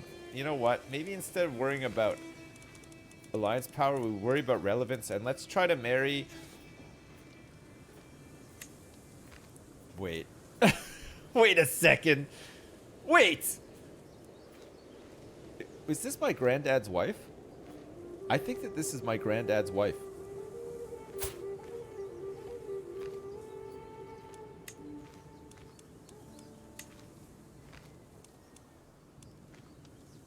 It is. It is as well. Okay. Let's do it. We will marry this wench. We will marry her one way or another. Okay, we got some perks here, so let's unlock that. Council positions. Let's get her to help us with patronage, so that we can actually get some of this. Let's try to get out of tribal, right? With some good learnings. Okay, our chancellor currently is a steward. Okay, we're gonna reassign this guy to be our chancellor, and then we're gonna assign this guy into be our spy master. He's another powerful vassal. Our marshal can then be Herald here, who's lowborn but seems pretty good at the job. Let's change that, and then our steward can be God, this guy really hates us. But he's a good steward, so we'll put him in as a steward. And then we should be good. Okay, so that's that all done. Your primary title is said to be inherited by someone outside of your dynasty. This means that you stand to lose quite a bit of land once you die. There are members of your dynasty further down the line of succession. You should ensure that one of them stands to inherit. This will be fine once we create a child, right, that can inherit. We can ransom this child. Bearing in mind we're still in this war though, so we won't ransom them straight away. We have 2 disabled buildings. It's a tribal hold. This is my tribal holding. of Pulzen. And this is my tribal holding of Doodleby. Okay, we're gonna have to grant these off to somebody else. We're not endorsed by our religious guy either, who hates us. So we're going to have to sway this guy. So let's start doing that, and let's support the scheme. And then we're gonna have to grant these off to somebody else so that they can figure it out. So we'll grant this off to nobody in court likes us right now. This guy's already our vassal. So is this guy. My half-brother, my 2-year-old half-brother, Lupold Zed Pasova. I don't know. We'll have to find somebody who doesn't hate us that much. Like, what about Harold, our marshal? Let's give it to this guy. He'll become our vassal, and he'll gain 40 of opinion of us. But we're going to lose a whole bunch of money here because of all these holdings. We're going to have to try to get back the non-tribal holdings, or at least upgrade them into feudal holdings, right? Okay, who's next? Who's this guy? Bocek. Okay, we'll give it to Karel. Okay, good. We'll give it to this guy. Okay, we should be alright. Wedding celebration. With my marriage to Duchess Richeza, the realm expects us to throw a suitably extravagant wedding celebration. We can either gain 75 bucks, which you don't really need, or we can gain 350 prestige, which we do need. I'll let my subjects enjoy the festivities without worry or care. Nice. Okay. Meanwhile, my army marches up here to fight, hopefully, this guy. This war is, we're losing this war. He's gonna lose all the wars, I'm pretty sure, this guy. He might be able to defend, actually, against these chumps, but see, even this fight here, look. We'll lose decisively. He's got a better army commander, and he's got more army commander traits, and is defending in a forest. Maybe we can just wait for him to leave. Let's see if we can get a better outcome. Need to check to see what our champion situation is at as well. We've got some decent enough champions, actually. My cousin, heir, and vassal is Count Spitimir of Boleslav. He's my current heir, but it's outside my dynasty. Count Karel.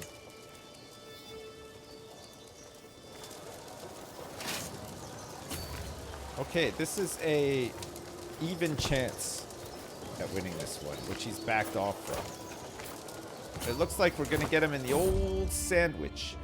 A fair in Kaslav. In the county of Kaslav lies a field that would be perfect for a large annual fair. 2 local nobles, Count Spitimir and Mayor Zastita, petitioned me to be the receiver of the charter that would allow them to hold the fair in my name.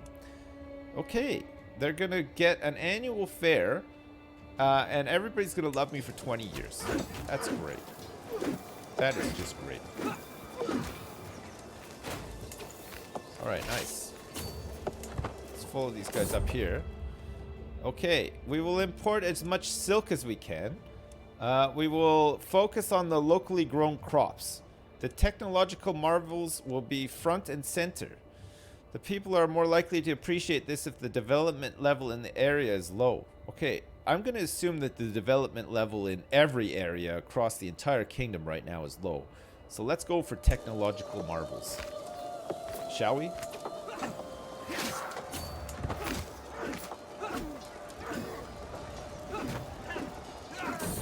We lost a champ. But we maimed one of theirs. You have my permission to do this annually from now on. There we go, baby. Alright, the defense war is going good, but his offensive war is not going good. Hey, Sip's got my knee surgery all done. Now it's 6 weeks of chilling and watching you. Hey, good timing, Brave Sven, because we're going to be playing a shit ton of CK3, it turns out. I hope you feel better. And thanks so much for the donation as well. Thank you very much. All right. We had replacement champions, but... oh, yeah, no, these are all right. We're going to forbid this guy. He's terrible. He's terrible. We're going to forbid this guy as well. Because we actually want better champions in here, right? More prowess.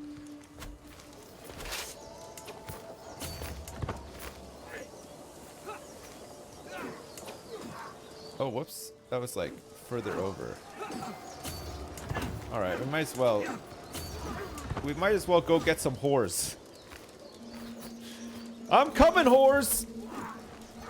That's right! Will I play CK3 multiplayer? Doubtfully. Wounded, my injured Volkulv. Uh-oh. There's nothing that can be done about these guys. These champions getting maimed and whatnot, you can't do anything about it.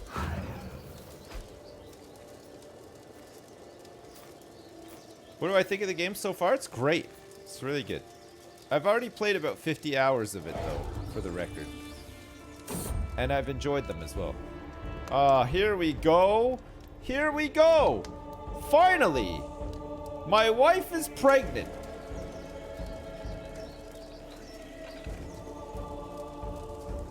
She's ready to go. To the loathsome Duke Borovich, Duke Wilhelm of Austria. Oh my god. He's doing a holy war for the county of Doubleby. He's got quite the army here as well. Your false religion has kept your subjects in the darkness for too long.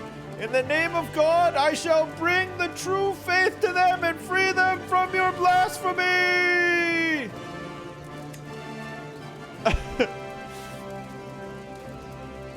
Wait, though. Alright. We took High Chieftain Mikislav's son, Bretislav, during the siege of Brenna. Look, we've ended this war from sieging that capital. That's amazing. We ended it. That's his heir that we have, which is some cheddar cheese for us. Yeah, that's right. We can imprison some... Oh. Yeah, we'll negotiate this alliance as well. We can fabricate a claim. We need to call some people in to help us here.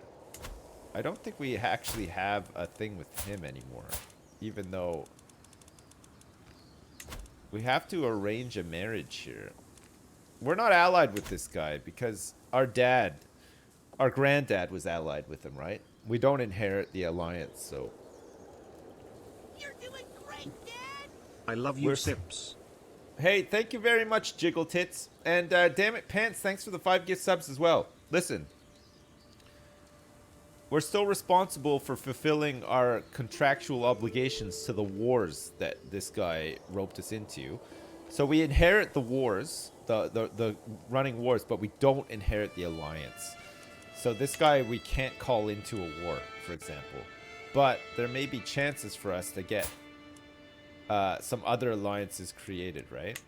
Once my child is born. We don't know what gender the child will be yet. But either way, we're going to try to get somebody... Look at... Fucking Austria. Austria, I don't even know how they're so big. In terms of... they've got not that many levies. Okay, they've got mercenaries, that's why. So they spent some money on mercenaries, which I could do as well, actually. I don't really want to lose... I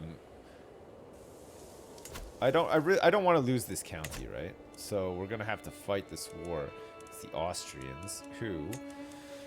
It's a holy war. So we might be able to get some people from our religion involved. Equally, if he is fighting for... It's a minor holy. If he's fighting for Catholicism, which I think he is, we could get dogpiled hard here. It could happen to us. Okay. What we'll do, though...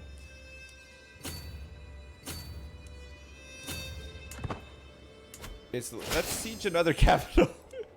We'll siege another capital for our neighbor here. This is crazy, actually. We can just enforce these demands, right? He hasn't done it yet. It's 100%. It's not done. Okay, finally. Okay, so that's done. So, hang on a second. So, our war contribution score was 1,276. So, we actually gained 75 prestige from that. That's pretty good.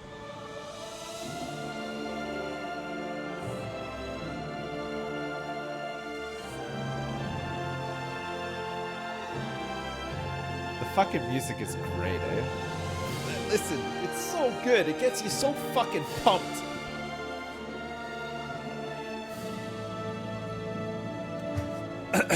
Roll the credits. The very heartlands of Western Christianity are under siege by infidels. Desperate Christian lords have persuaded His Holiness Pope Eugenius to declare his intention of forging a righteous alliance to expel the heathens in the name of Saint George. This could be the beginning of unprecedented Christian aggression. There we go. Perrin, protect us. I don't know who Perrin is. Okay, we can push our luck. We're trying to sway. This is our Volkov, Milota of Bohemia. We have to get this guy on board so that he pays taxes. We have a 70% chance of him gaining 20 opinion of me. He lost 10 opinion of me, sadly. We're currently sieging these guys. We don't have to worry too much about Austria right now because it's likely that we're going to grab some mercenaries, right? Let's hire some now, in fact. We have unraised light footmen as well, which I don't remember creating light footmen, but whatever. It must have been him. Okay, so we're going to move our point over here, and we'll grab some mercenaries since we have some money. How much money do we want to spend on mercenaries? We have 558 bucks. Let's try to get like a big, well-managed company. We can get the Saxon Steel Bearers for 370 bucks. 386 we can get the Austrian company to fight against Austria themselves, right? This gives us pikemen and bowmen. Pikemen are pretty good for like mountains and hills and stuff, which I think there are some in Austria, so that might be a good one. And they're fairly well led too, right? I think we could go for that. Or we could go for light footmen and armored footmen for 386. This is the Franconian company. The Franconian company is led by Captain Jidelka of Franconian company, who hates my guts. Really doesn't even know me, but hates my guts. But we're going to hire him for 3 years anyway. Okay, good. So this will be good for us defending here. The plan, of course, here is to fight their army, probably defeat their army, and then siege their capital and steal their whores. Yes?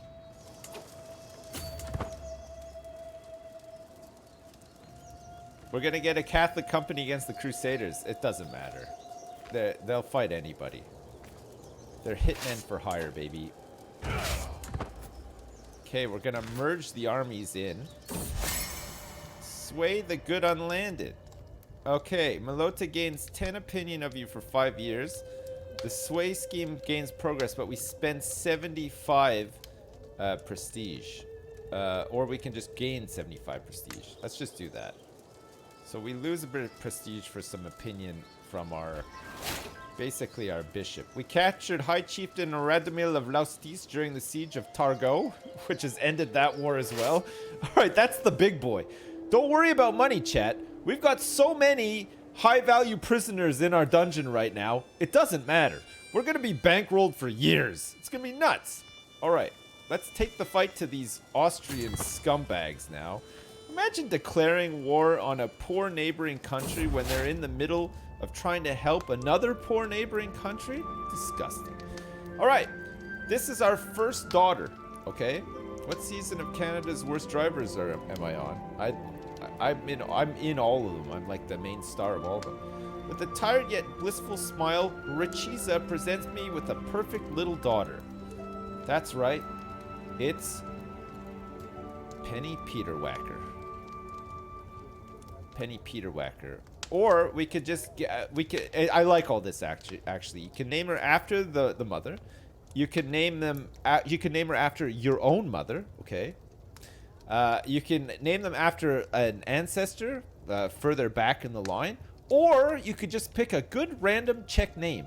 When it comes to Catholic names, you can get some real bangers in there. You can get like George and Christopher and whatever. It's pretty good. I don't know about Czech names. Maybe like Stevesky or like Michaelski or something. I don't know. But I think for our first daughter, Penny Peter Wacker will do, right? Yes. May you grow to be strong and wise, my daughter. Okay, good. All right. Another big victory where we've gained 75 prestige because we've helped out quite a bit. Okay, now that some of these wars are done, this is the big one. This is the Lower Silesia conquest of the county of Opol, which has been running for fucking years, it seems like. We really need to, like, bow out of this one. Maybe we can, like, wipe peace or something, or just surrender. No, we can't even. The problem is I don't... Okay, that's Austria. County of Graz and the County of Graz. Okay, so Graz and Austria. So these guys we want to fight against. We don't want to throw numbers against these guys in this other war, though, right? We want to fight against Austrians, primarily. We want to fight against these guys, the aggressors here, right? It looks like we're going to fight these guys here, too. This is nice. Okay. Marital reclamations. Absolutely unacceptable. Rychiza bursts into my chambers, her face red with anger, yelling loud enough for the entire castle to hear her. Draslav has just insulted my honor. I demand that you cast that loathsome knave from our court. Who the hell is Draslav? Who is this? Okay. She'll gain 75 prestige and 20 opinion of me. Her current opinion of me is plus 13. I don't know who the hell Draslavid is.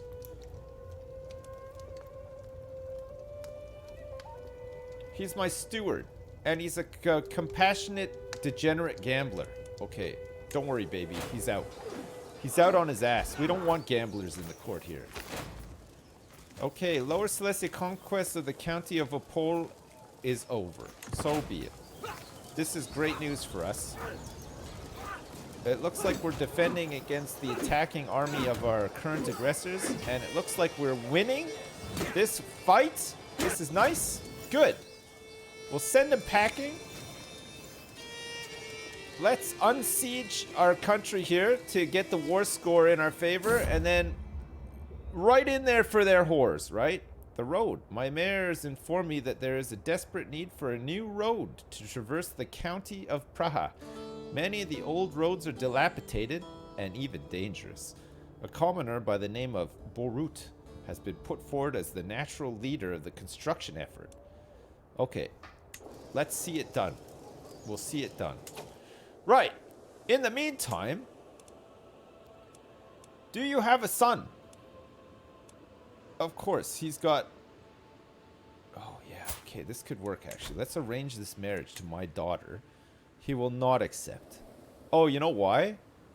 Because we're of a different faith, right? These guys are no good. We really want to try to get in with people who are of our faith. It's going to be tough. It's going to be tough, but we're not ready to become Catholics just yet, right?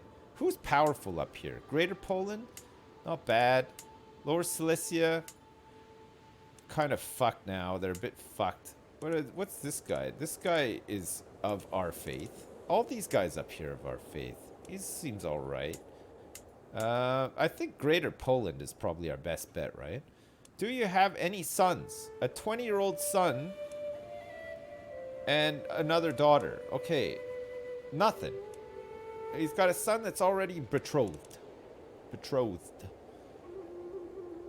Greater Poland is the Piast. I don't know what that means. We're going to have to eat Moravia. Yeah, we're going to have to do something about Austria as well. They're getting to be kind of annoying. What about Bulgaria? This is an unreformed shamanic faith. What the hell? How has that happened, though? I don't understand. Tisia is one of ours as well. Nordmark, Slupsk. What about these guys? High demands and a heavy hand has led to large numbers of levy troops deserting from my armies. His levy size is minus 5%. He does have a unmarried son. 15-year-old unmarried son. Okay, we're gonna have to try to get something going here. Children born of this marriage will be... Okay, we could try matrilineal, because this is our heir, right? So we're gonna have to do something matrilineal as well. Okay, I don't know if we're gonna be able to land an alliance off the back of this. We do need to find her somebody, though. So we'll find a spouse for you. Somebody who's willing to do a matrilineal marriage, right? Who's this? Babruisks. They're Russian. He's 17 years old. We can find somebody a bit younger, actually. Maybe somebody with some traits as well. Some decent traits. Any traits? Hunchbacked? It's a good trait. What about lover's pox? Okay. Not for my daughter, thank you very much. Yeah, intelligent seems pretty good. This guy is a 28-year-old Russian from House Vesvolodovich, who's willing to accept a matrilineal marriage to my daughter, Penny Peterwacker. Okay, intelligent is a fantastic inheritable trait. That means that these guys are going to produce some worthy offspring, right? It's going to cost us a little bit of mana, sure. It's going to give this guy a tremendous amount of mana, sure. He might be dead by the time my 0 years old daughter matures. This is never going to work, right? Let's leave it for now. We'll wait until somebody better comes along. Okay, we need a new steward. We've got Count Spreewald of Boleslav. He's my cousin and my vassal. He's a powerful vassal. He hates my guts, and he really, really sucks at stewardship, okay? He could become a chancellor, though, and then Mayor Zastita could become a steward, right? So we'll do that. We'll do it this way, right? We'll take a little bit of a hit, but it'll keep these guys happier. Okay, we still have a war to win here. Look at these guys. Right, before I do anything, Borit's expertise, I trust your judgment. I don't want to spend 50 bucks. Borit loses 15 opinion of me. Who's Borit? He's a wandering content craven. Whatever, man. You're not taking my money. Okay, hang on a second. We have another empty council position. This guy, this vassal, Count Karel, can do it, right? Who's gonna do it? We're gonna disrupt schemes. Right, and we're also going to ransom some prisoners here. He can't afford the 100 bucks. Damn. Damn. Okay, that would have been good, actually. 100 bucks would have been really nice right now. We're just gonna have to wait. He can only afford 50 bucks.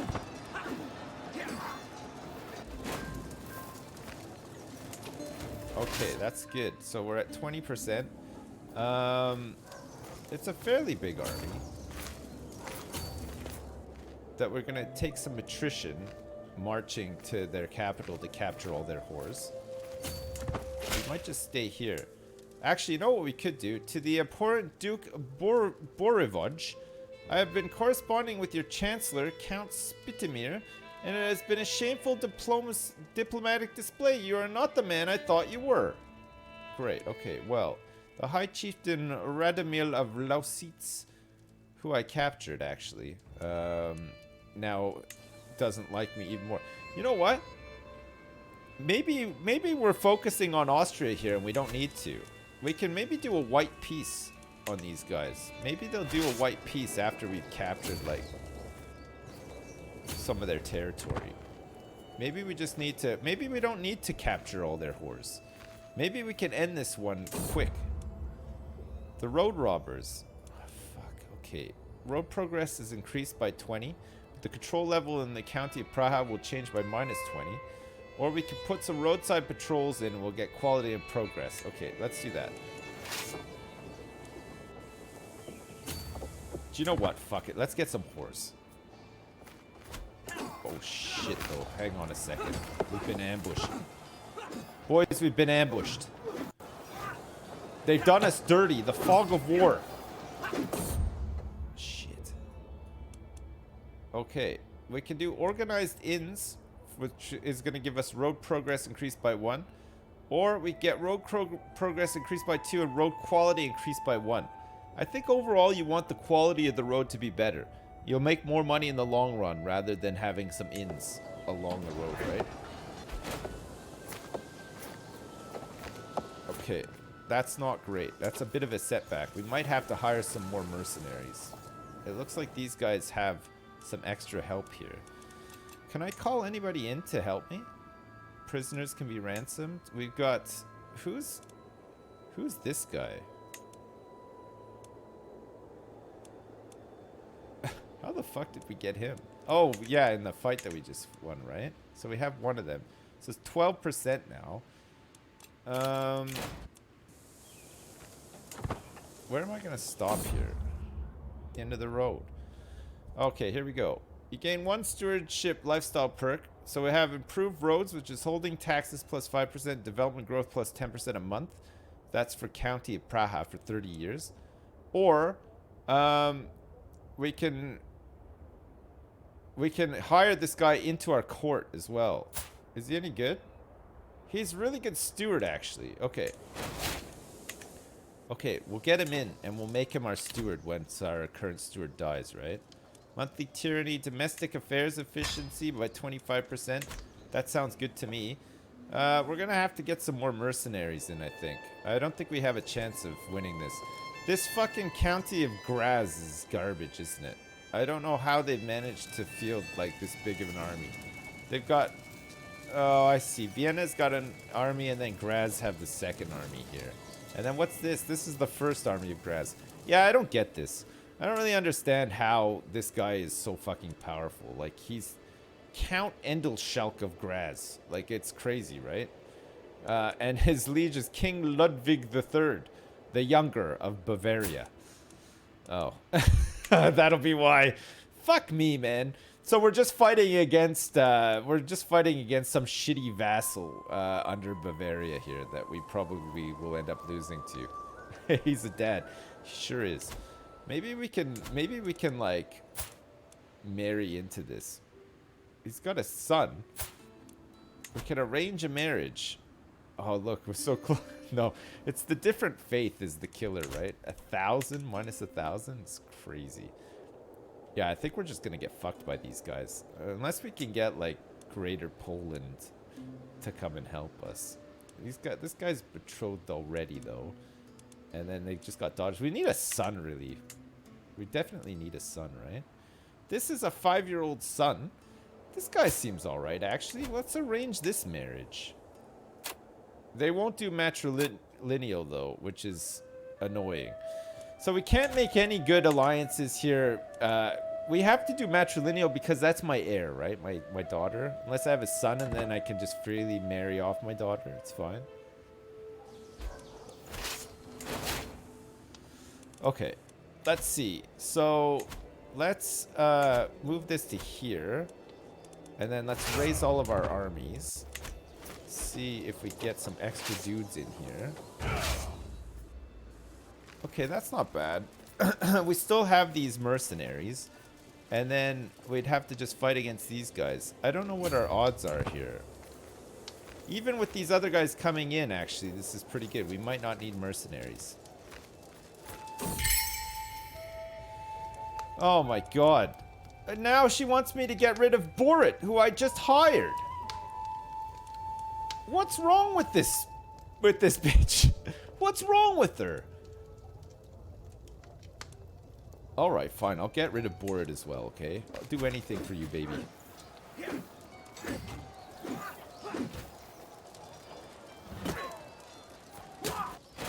Okay, nice. Hello.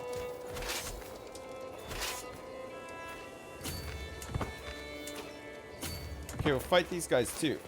See if we can get them before they leave the square. There we go, baby. There we go, baby. Nice. Okay, good. We're back up to 44% now. Okay, let's do white peace and just sack this off, shall we? I really don't want to fight against Austria. I don't want to defend against Austria for nothing, basically. I just want to get out of this war as soon as possible. So be it. Great. Alright, so listen. Now we have a truce with them, and they won't be able to declare war on us for quite some time. So that's a lot better, right? Likeable? Yes. We want likeable. We want our vassals to like us more. We can disband our armies. That's fine. And then we can cast our conquering eyes northward, right? It's going to be hard to take on the Catholics right now. But we can try to assimilate some of these horse lords into our horse lord kingdom. And we could also aim to form the kingdom of Bohemia as well, which would be kind of nice, right? Take the Christians. Oh, ha, take that, Christians. Yes. Indeed. Take that, Christians. Filthy Christians. Okay, I could do with getting some counties as well of my own. I need some county titles. I currently have the Duchy of Bohemia, and I have the County of Praha, which is where the capital Prague is, right? But if I got some other counties, because I have a domain of... I have a limit of 4 that I can actually manage without penalty. It'll mean more money directly for me, right? I mean, I'll still get the levies from all my other vassals and stuff too, right? Is it worth trying CK2 for free to get into the genre? Absolutely, yeah. CK2 is worth playing for sure. But I'm pretty sure that this game, when it comes out tomorrow, is going to be part of the Game Pass, right? The Xbox Game Pass. So, I mean, if you're going to play, if you're going to play a CK game, just play this one. It's great. And it'll be like $1 or whatever it is. Yeah. It's nuts, isn't it?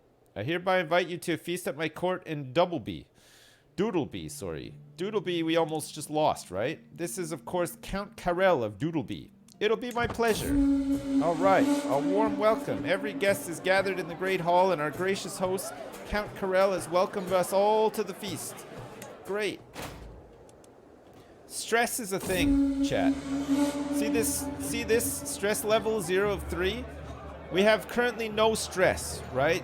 But we'll go up a level if we get 100 stress. Certain things can cause you to stress out hard, right? Like your wife dying, your kids dying. Certain traits, like if you're shy and you have to do diplomatic stuff, that can stress you out. Basically, the limit breaks cause shit to happen. And the higher they go and the older you are, those can lead to things like heart attacks and shit like that. So you really want to keep your stress down.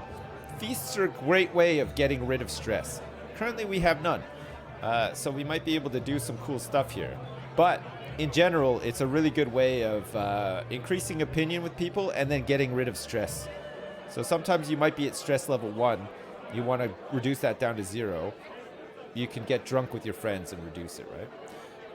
As one plate of food is replaced by the next, my acquaintance Countess Svatava goes on and on about the blessings of family. And that was how we salvaged that mess. Are you sure I am not boring you, my lord?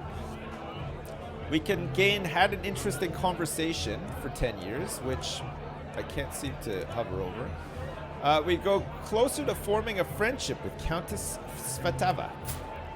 Countess Svatava is currently married to Count Karel of Doodleby. I could have a tumble with her, potentially. You're making a fool yourself. You making a fool of yourself could never bore me. Okay, she'll lose 30 opinion of me for 5 years because we publicly ridiculed her. And then we grow closer to forming a rivalry with her, but we gain 75 prestige and we lose 39 stress because we're sadistic. I think we could just go, no, please go on, that's fine. Right? Because we're sadistic. Yeah, it's fun being sadistic.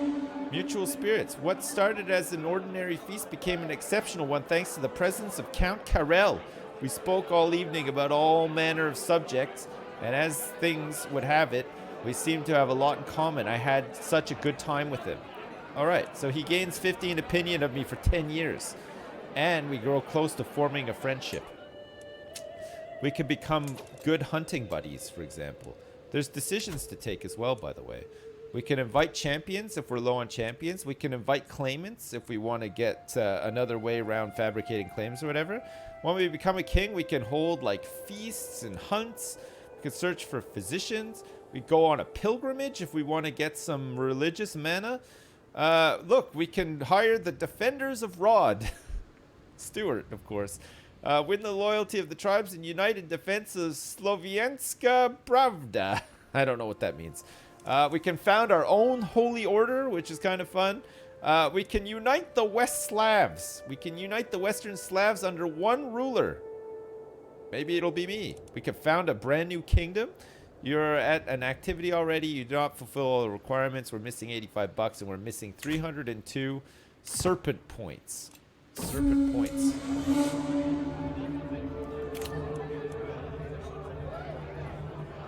Okay. We can look at this. Okay. This is the best that we're going to get, right? 93 bucks. She's 28 years old. Cuz this is running out, right? Oh no, he wants to send. Okay. It's like 7 shy, right? It's like 7 shy. Okay. Farewell, my spy master. We lose 22 stress, and Count Carell has gained another 15 opinion of me. This is great. Okay, so that's the end of the feast. Sorry, I thought the last one was the end of the feast. Let's do this for the money, right? Okay, Queen Hildegard has been ransomed. That's good. We're low on champions. I think a bunch of them got maimed. We got to recruit some of them, but none of these are very good. So look, let's invite some champions, shall we? It's going to cost us 150 prestige, and at least 3 able-bodied men with 12 or more prowess will arrive as guests. So we hire them on, make them champions, and we'll have really good armies for like probably about 10 years or whatever. It's worth it. It's worth it, especially when you're running low, right? Is Henry one of his champions? No, I don't have a champion named Henry, sadly. We could do some raiding as well, actually. We're being raided by Duke Crusader for the next 5 months. It's this guy here. Okay, we're going to raise our own raiders. We're going to end. Oh, shit. Maybe we can't end this, actually. It looks like we might have a chance of winning this. Great days. As a stray arrow whizzed past my head in the yard, I feel nothing. No fear, no anger, no panic. This has been par for the course recently. I feel as if I exist behind a curtain, keeping me from feelings and the world. And I am so tired. I think I'll go back to bed. Well, we're 27 years old. This is normally not a good sign in these games. It's not a good sign when all you want to do is go back to bed. Oh, for Christ's sakes. What is the meaning of it all? Why do we go through these motions day after day after day? Motivation and energy escapes me. As my life sinks into gray dullness, I feel I should be panicking, but even that is beyond me now. Okay, we're gonna gain the trait melancholic. This is no good. We lose diplomacy, martial stewardship, intrigue. We're less fertile, and we have a moderate health penalty as well. He's having a hard time seeing the goodness in life. This is no good. I know what'll make him feel better. Let's fucking raid some Catholics, shall we? Look at this. Is good raiding. This is some great raiding for our heretic faith. Here we go. He's feeling better already. Look at this. He is feeling great. Nothing a good old raid can't cure, right? Oh my god. My wife is complaining once again about somebody at court disrespecting her. This time it seems like it is Karel. Okay. It's a different Karel. She's now requesting that I do something about it. I cannot fathom why so many people are bothering her. Okay. Her opinion, I think it's because she's like some sort of schemer. Also, it has to be said, this woman is not very good at forming babies inside of her lady vagina. You know what I mean? We've had one. How long have we been married to this bitch for now? It's been a while. Only one kid? She should be fucking pounding them out. Every 9 months, a new child. Alright, enough of these trivialities, Rachiza. We're gonna hang on to our big boys. And you know what? We're gonna murder her. That's right. We're gonna murder our wife. Because she's not good at forming any of the babies inside her woman's vagina. Inside that thing. I don't know. It's complicated. I don't know how it all works, but she's not good at it.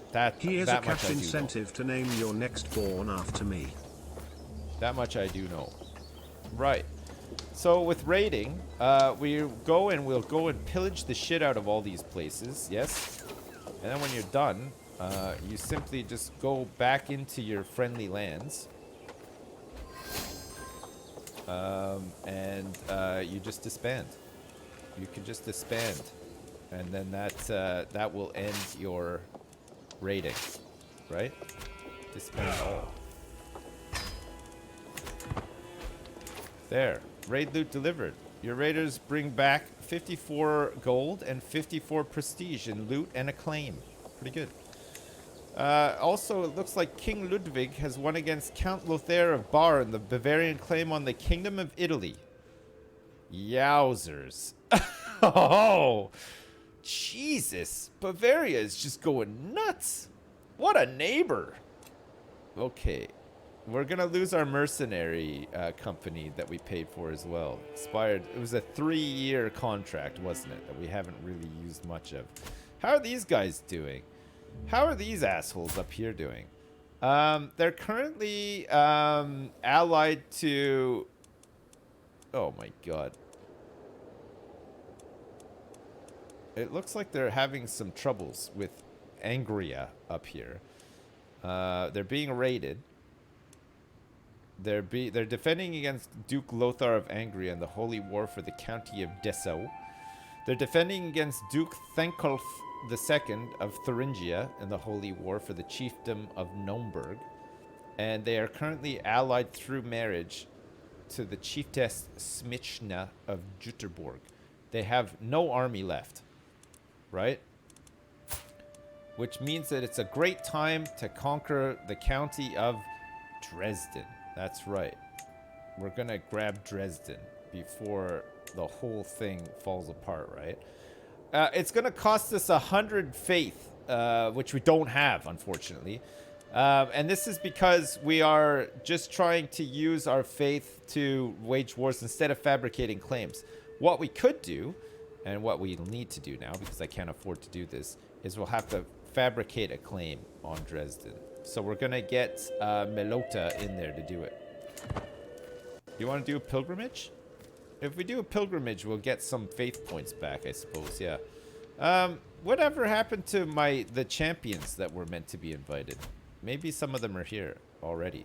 Oh yeah, look at this. We've got Hartmut, who hates me. It's going to cost us 30 bucks to get Hartmut in. That's good. Damasa kind of hates me as well. 40 bucks for him. That's good. Look at that. We got some nice champs here, actually. So that will increase my army to become like the best goddamn army you've ever seen. Count Harald's friendship. While his numerous attempts to curry my favor have not gone unnoticed, I cannot feel but irritated by Count Harald's sudden interest in me, and I cannot shake the feeling that the man's intentions are not pure. Right, I can gain 5 stress, haven't gained 20 opinion of me, and we grow closer to forming a friendship. He can just lose 5 opinion of me, I can refuse him as a friend. Or he can lose 20 opinion of me for 3 years, which is just a hard diplomatic failure. He is a powerful vassal of mine, though. He currently has 72 opinion of me. He's an irrational lackey. Okay, let's gain the stress and see where this friendship leads. Maybe it's good, I don't know. Alright, we have another champion who's just arrived. And this guy is he's got 13 prowess and skill. Okay, that's fine. So those guys have arrived. We could go on a pilgrimage. You choose a destination among your faith's holy sites. The further you travel, the more piety you'll gain. And longer journeys are more expensive. The minimum cost is $50 for a pilgrimage. So it's just a way of converting gold into piety for you. Let's prepare a journey. Okay, how far? We're gonna lose $100 for any of these. You start a pilgrimage in Konurgaror. This is a long pilgrimage. The temples in Holmgaror are long pilgrimage as well. Or we could go to Barlad. I'm going to Barlad. Off we go. Okay, pilgrimage commenced. Off he goes. He's feeling pretty bad. Maybe this will cheer him up. Maybe he'll come back a changed man. Eh? As I prepare for my journey, I know that I will travel safely under the protection of the gods. While I go with Binobog, my realm must wait, however long I may be gone. We weren't going to do shit anyway. I know the music is so loud, isn't it? Uh-oh. There's bandits on the road of our pilgrimage. I wake to the noise of chaos in camp, but it only takes me a few moments to realize what is happening. We are under attack. Bandits are swarming our tents and wagons while our guards do what they can to resist. Okay, we have 54% chances of us gaining 75 prestige, and we gain the trait Aspiring Blade Master. However, we have a 45% chance of becoming wounded. Nice, we become a Blade Master. It's pretty good. That is pretty good. We could have been wounded. Sacred Groves. At last I have finally arrived in Barlad. While some worship in churches or mosques, I know the most sacred of places are in the open forest, where bare feet are caressed by the soft, nourishing earth. The old groves here are especially vulnerable, and I find myself wondering about my place in the natural world as I stand amongst the great trees. Alright, we get 375 religion points, and we gain the trait Pilgrim as well. Pretty good. We can go back to warring and whoring now. This is nice. Alright. There's never a quiet moment. My daughter and heir, Penny Peterwacker, is so full of questions. I do my best to encourage her curiosity, but sometimes I cannot help but get exhausted by the constant stream of thoughts and queries. Alright, she's going to become curious. And now we're returning from our pilgrimage as well. My journey has been a long one, but I've finally come home again. While much remains the same, something has changed in how the Zretsky and the Zolvsky treat me. I have undergone the journey of a holy man, and they insist as to change something about me, whether I can see it myself or not. It's good to be home. It's good to be home. Okay, Fascination of Public Works currently is going to take 32 years. It's going to take us 32 years to discover this bitch. Crop rotation, currency, and plenary assemblies, and Gavelkind, and the mustering grounds, and the Motties have all been discovered by us, okay? But we still have quite a way to go to get out of tribal. This is because of my good learning. I have a base of 4, and we've had interesting conversations and stuff as well. And I think actually my wife is helping with this as well, right? Patronage. She has excellent learning, 18. So I think she helps with my patronage. So that's what we're looking into right now. It takes a while. The bigger we get, the more we can put into it, right? Marry my daughter? I'm not sure I'm ready to marry her off just yet. She's 3 years old now. Problem is, we can find her a spouse matrilineally. We might get an alliance with Babruisk. This is the 19-year-old Russian that we tried to marry before. What about a bleeder? I think we want to marry to somebody with traits, right? Plus 50% fertility and a longer life expectancy. This could be a good one, right? To pass down to our other ones. It could be a good one to pass down. It's Norse, though, this guy. It's a 21-year-old Norseman. Niklas. We're gonna lose 200 prestige for this as well. The chances of children is very high. Children of this marriage will be born into House Primslid, which is my house, right? This is my current dynasty. I think we'll wait for somebody a bit better. We may still get a son as well. How old is my wife? She's 30. All right, she could still pump out a couple of kids for us here, right? All right, this guy is up Shit's Creek without a paddle, right? He has no friends. He has one friend, sorry. He's got Chieftain Smikna Jutterbog. We're gonna conquer the county of Dresden as planned for 100 points that we just gained. 100 religious points, right? He's got 876 men. He's inferior with allies. I think with all in with his allies, I don't think this guy has shit, basically. So we're going to declare war on him, right? We're going in, boys and girls. Going to rally our troops up here, close to where we need to go. We're going to raise all of our armies up here. We have excellent commanders. Excellent commanders.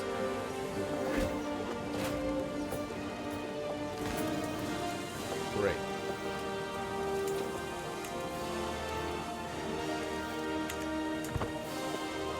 We'll just try to end this one really quick. We'll conquer the county and then we'll go and try to... Finally! Finally!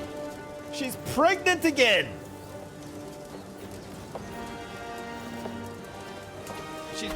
Wait, is it too loud? Settings, audio, music.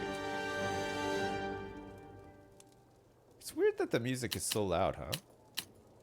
Let me set it to like 60, maybe that. Can you hear me now?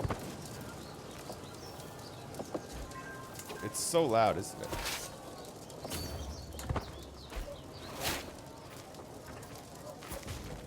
Oh, Milota has passed away. I can no longer sway him. Look at these good commanders. Look at these good commanders. Fuck yeah. Looks like somebody else was here. Oh shit, who's this guy? This is Harmut. Harmut has been wounded. There's nothing that can be done. He may die. It's likely that he'll die. When you get wounded in the year 881 AD, they just smear mud on your cuts and stuff and hope for the best, right? 40%. What the fuck? So we've captured... Oh, we're still fabricating a claim here, too. Okay, we don't need to fabricate a claim any longer. Let's start fabricating a claim on... what's this? Cottbus. Instead.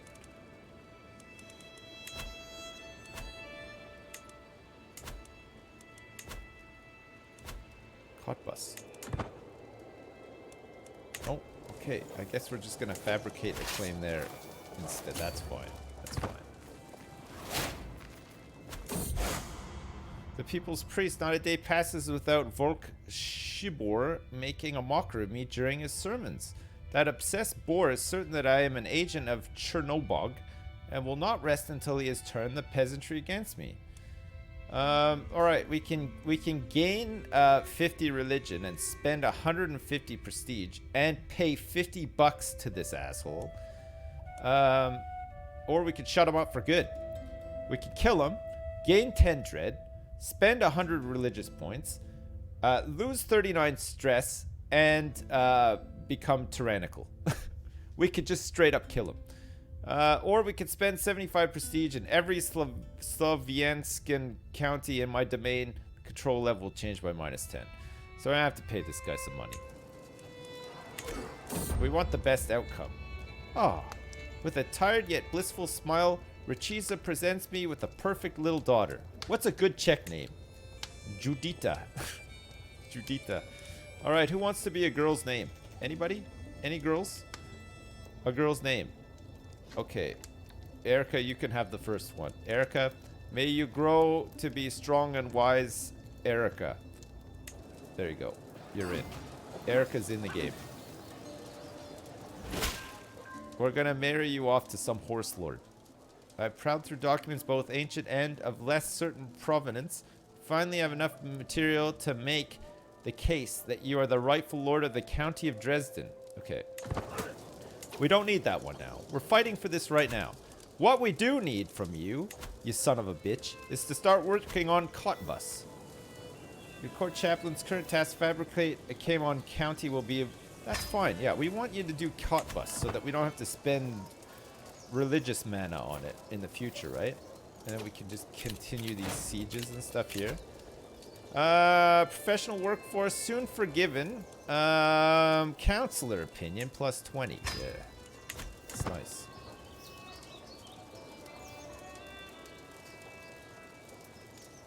Ivana hump a lot. Could have been. What could have been, eh? What could have been? Could have had Ivana hump a lot. Alright, we need a new marshal. Our Count Karel, who is currently our spy master, not a very good one, can be reassigned to become our marshal. That would be good.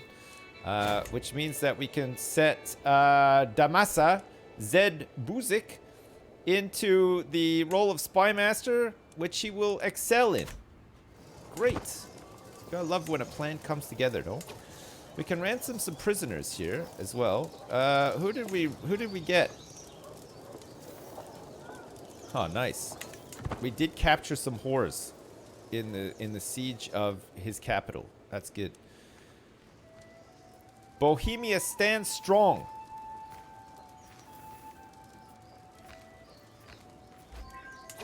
$62, baby.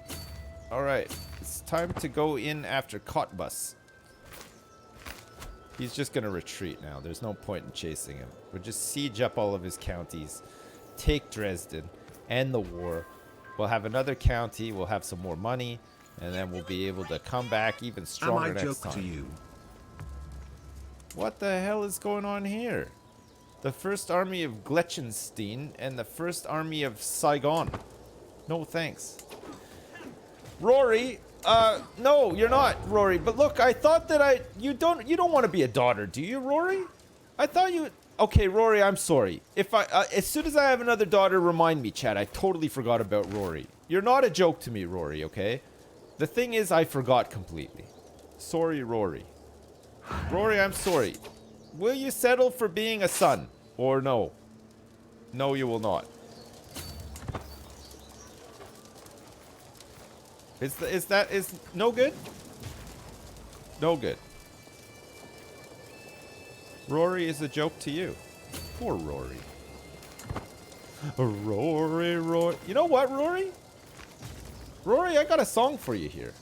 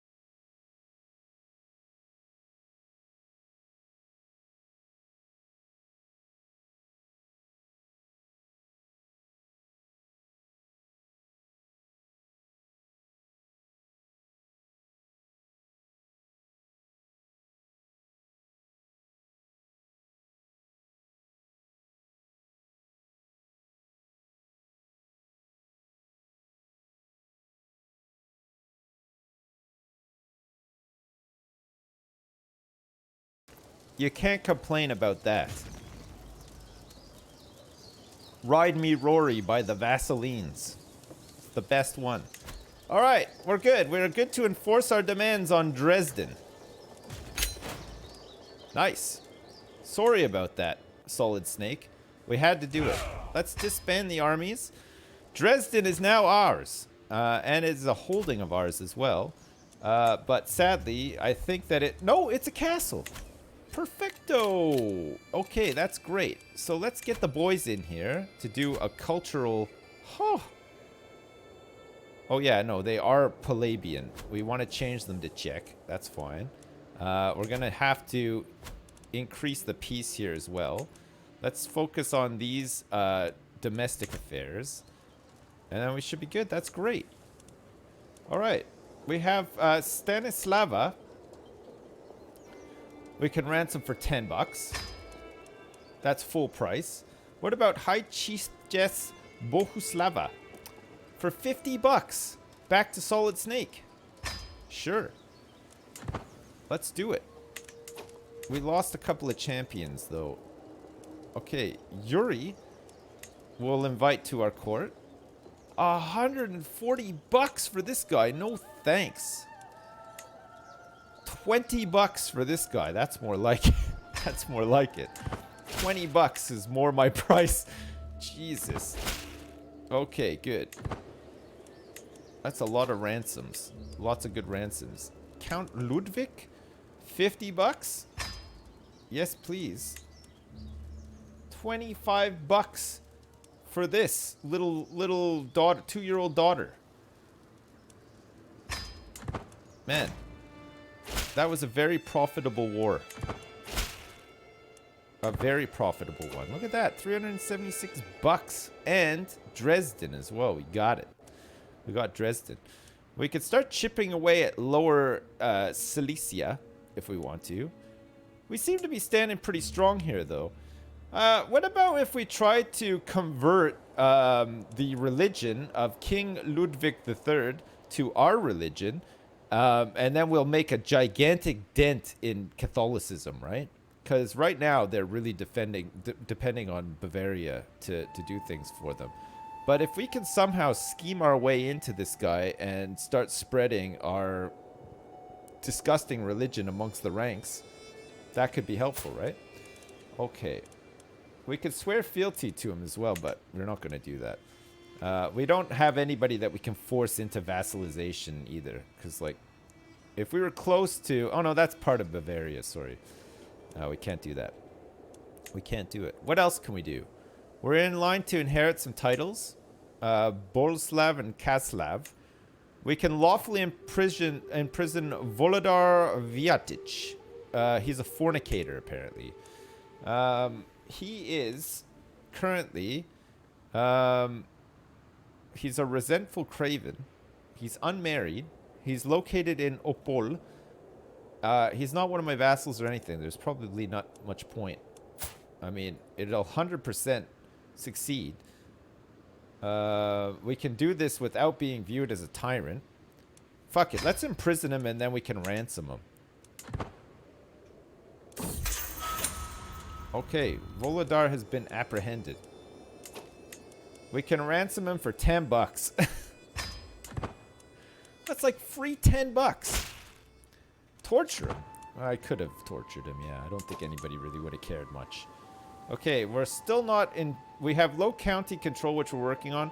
And we're still not endorsed by our religious head. Who's changed, actually. This has changed. So we're going to have to try to sway this guy. Start scheming on him. We'll support schemes on this as well. And then we'll raise our opinion so that we can collect taxes from the church. And in the meantime, we'll start thinking about who we're going to fight next. This guy's all over the damn place. He's defending. He's allied to... Who exactly? Count Spreewald, who is one of my vassals. He's allied to this High Chieftain of Lutetia, who we've wronged in the past. He's got an internal alliance here. He's got a truce with Great Moravia. And he's been raided by Greater Poland recently. He currently has a military strength that's superior to mine. I think that's because of his alliances and stuff as well. So we can't really do anything with him for now. Greetings, Duke Borivoj of Bohemia.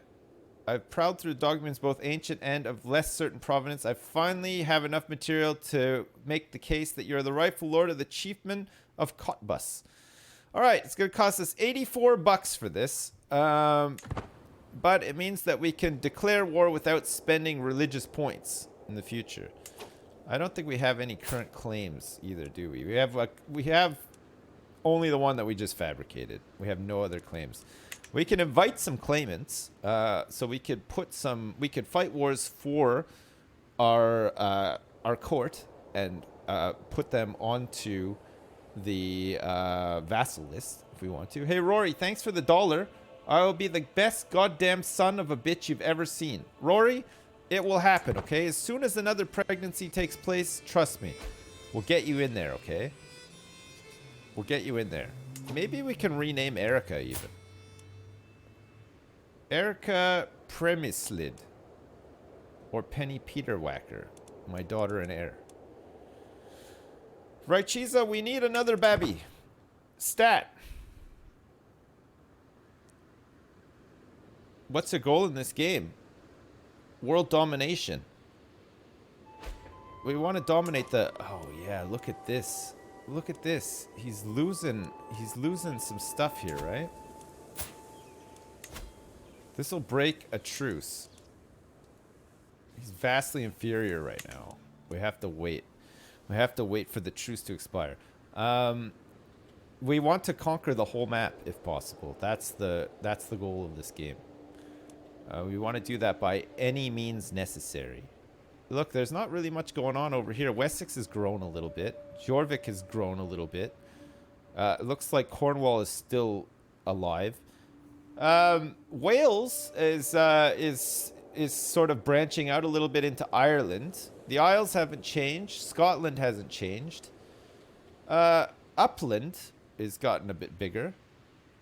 Taken parts of Smaland, which is moved further south, I think. I'm not sure. I don't know. I think the big one though has been Bavaria inheriting half of Italy as well, which is a pretty rough one. And Lotharingia just ceasing to be almost right out the gate. Just gone. It's pretty nuts. You really want to play Sweden? That's the first nation that you're going to play. I haven't played Sweden yet. I tend to like... I like messing around in like... in Britain. I don't know. I just like that. It's just like the islands, and it's just nice, isn't it? It's a pretty fun one to form, I find, but to each their own, I guess, right? We could designate a guardian for Penny Peterwacker. Okay. We could do it ourselves, but we don't want her to be too depressed because we're currently depressed. What about having my wife do it? I think that that's a good one, actually. I think that she can become the guardian of my heir, Penny Peterwacker. Good. She'll like me a bit more as well, which is not too bad. Spain is a fun one too. I think, actually, I really like forming kingdoms. And then subsequently empires off the back of them as well. It's just great, isn't it? Just slowly painting the map in your favor and then, boom, doing it. You know, it's nice. It's a good one. Check the bottom decision. We can attempt some suicide, yeah. We don't need to do that, though. We're holding strong for now. We're only young. We're 31. Spouse, up to the task. Some of my counselors believe the job is theirs by right of blood or influence alone. How wrong they are. I expect results, yet I am often disappointed. After a long day, I am complaining to Raichiza when she interrupts me. Let me do something about it, husband. A few lessons might sharpen their wits. All right. We could make Count Karel like me more. Mayor Zastita or Damasa Zed Buzik.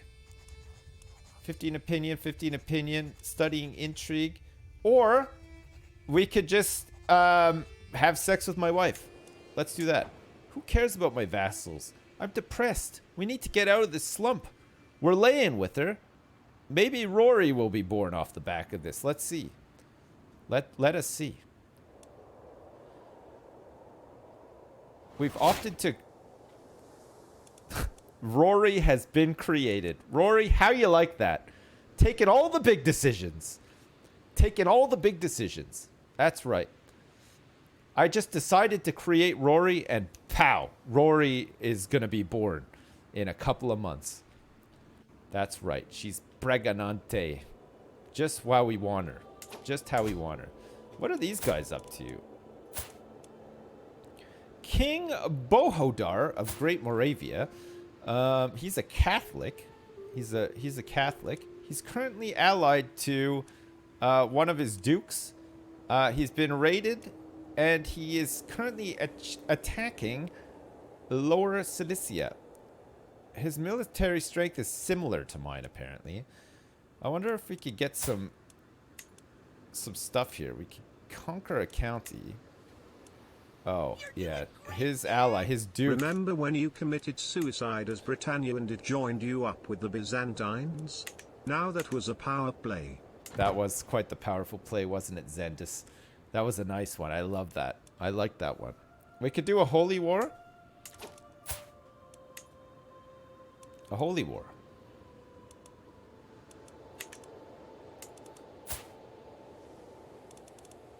I don't know if I can do a holy war, actually, on this. I can murder him. Who's next in line? Queen Mother Hildegard of Great Moravia. Oh my god. She is the worst. She's a leper, that's why. Her fertility is minus 95%. I wonder if she became a leper while she was in my dungeon. Interesting. Here comes the third bench. Okay. I hereby invite you to a feast at my court. Yes, I will attend. A warm welcome. Great.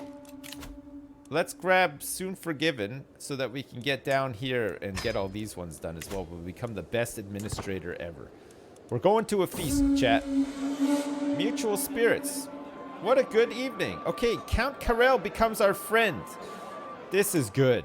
This is good. Count Karel is now one of our best buds. We go hunting or whatever. There we go. We're going to lose 44 stress. We're going to gain reinvigorating friendship for 5 years. And Count Karel, who's already maxed out with us, gains 15 more opinion on me. This guy loves me. This guy I could prank into sucking my dick and he would do it. Just because we're good friends. You know what I mean? My son and heir! Rory! Alright, Rory. You're in! You've become my son and heir. May you grow to be strong and wise, my son. Rory. Rory Pyramid Slav. That is great. That's great. We've actually made a boy. We've made a boy. Feast, returning home. Good. Use my what? Use a capital. Oh, no way. I'm not using a capital for a name. There is no way. What else did I want to look at? My realm? Succession. Okay, so for realms, Confederate partition. The Duchy of Bohemia, the County of Praha, and the County of Dresden will all go to Rory when I die, right? Our gender law is male preference. Our succession law is Confederate partition, which you can't change really, because we need to research all this stuff. So you got partition, high partition, and then single heir, primogeniture, ultimogeniture, and house seniority. But we have to have high crown authority to change to these.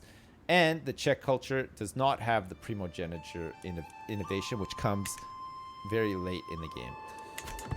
So we're stuck with this for now. Acting on my behalf, my wife spends a significant amount of time traveling the realm with her honor guard. There are many matters she can settle on my behalf, and the military presence Duchess Rychiza brings with her is a firm reminder of my right to rule. My Duchess and I stand ready in defense of the realm. Make sure the people grovel appropriately, my dear. We gain dread. Dread is a pretty good one. Dread is a we currently have none. Actually, we have 50 out of 100. Natural dread is just plus 50 because we're sadistic. That's why. It's an intimidation factor, right? Sometimes you can force people to vassalize because you have dread. It sometimes is enough to tip them over. So dread isn't a bad thing, actually. Everyone should both fear me and worship at my feet, Rychiza. Duchess Rychiza will get stressed out about this and hate me for it, but I'm fine to just take the prestige. That's fine. She's been a good wife, actually. My grandfather's ex-wife. She's been a really good one. She's produced a lot of children as well, which has been nice. I was complaining at first, but I take it all back. She's been great. Really good. We still can't declare war on these guys. We still have a truce with them. Lutetia, however, though. Oh god, they're strong, actually. The light footmen. Now might be the time for us to start thinking about... I don't know where these light footmen came from, actually. Light footmen? What about some Zabrojnosh? Some Zabrojnosh. Or some pikemen, maybe, would be good. They're good in hills, mountains, and desert mountains. I feel like there's lots of hills and stuff around here, you know? It's mostly like farmlands and forests and stuff. Just hills. Yeah, fuck it. Let's get some pikemen in. Okay. Good. We're gonna train some men at arms. We're gonna get wacky with it. Yeah, we're just gonna get all fucking wacky with it. Just gonna whack right out. County control in Dresden should be taken care of. Yeah, he's working on it, our marshal. 20 martial ability as well. It's crazy. He's a good one. That's right. We're whacking and hacking and whacking. We're whacking and whacking and whacking. Because we're whacking, chomping the meat. This will cost us... it's inferior. His allies, Duke Crusader of Upper Silesia, has taken a bit of a hit as well. Upper Silesia is along here. It's his. How's this guy doing? This is High Chieftain Unir Drog of Lower Silesia. He's not doing too hot. He is allied to some of my dudes and some other dudes. But actually, his military strength overall is similar to mine. I guess because of his allies and stuff. I gotta figure out where we're gonna make some gains next, but it's kind of tough.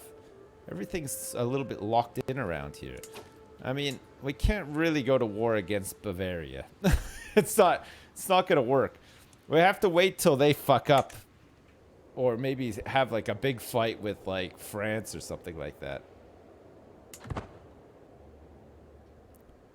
Lower Silesia is weak on its own. It is on its own, yeah, but if it brings allies in, then it could be pretty strong. But if we can start taking some... I should be able to form the kingdom here, but I think because I'm tribal, I can't yet. But I should get a decision to do it pretty soon. Because I've got all the lands for it. The Kingdom of Bohemia. Or maybe I'm waiting like once. Maybe I'm missing like one county or something. The Ukraine, it's weak, it's feeble. What happened to the Holy Roman Empire? It's gone.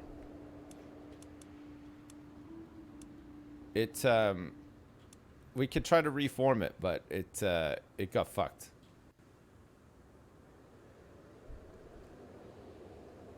No, it doesn't exist yet, yeah. But it's usually Lotharingia that turns into the HRE, though, right? Because they sort of control most of the HRE territory, but that they don't exist either. Bavaria has a better chance of it, right? If it is a pond for carps you are interested in, I can build you a terrific one, my lord. The builder before me has good credentials, and my courtiers seem very excited about the prospect. Okay, we can give him 50 bucks for this guy. Wait, who's this? Every courtier gains 20 opinion of me. I gain 100 stewardship lifestyle experience, and every courtier gains 20 opinion of me. My possible outcomes are 65%, I make a great deal and I lose 15 bucks, or 34%, I get outwitted, I lose 50 bucks, and I spend 75 prestige. Or I could just say, stop wasting my time, lose some stress, and everybody... Is that truly the best deal? Okay, we're going for it. 65%. Shit.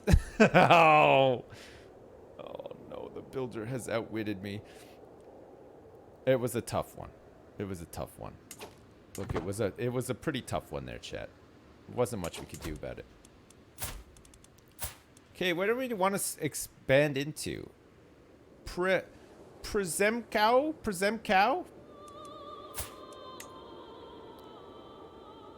Oh, look. Countess. Oh, she has no claim.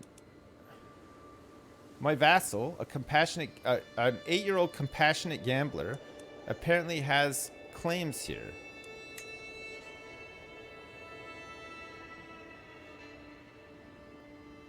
Their military strength is similar to mine. How do they figure that? I don't have this much military strength. Okay, so if we go for county then, change the objective. Where do we want to try to get? This place, here. Declare war. Oh, it's because he's got 3 allies. So, Letitia would probably come in. But, Spreewald shouldn't come in, because he's my vassal, right? And this guy is not too worrisome either. This is High Chieftain of Lower Silesia.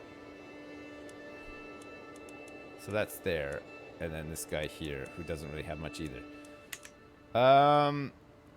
I don't really have any allies that I can call into this. But I'm going to declare war anyway, I think. So that we can try to grab this place, right? Especially while he's at war with so many other people. This my neighboring ruler who's a treacherous villain. He's a treacherous villain. We're going to go capture all of his whores, chat. Mark my words.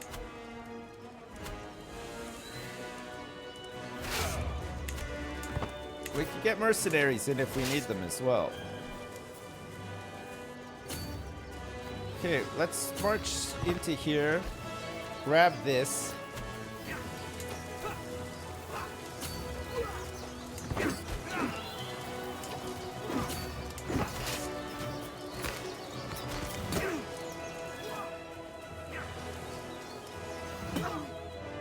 Hello? The Battle of Bardo.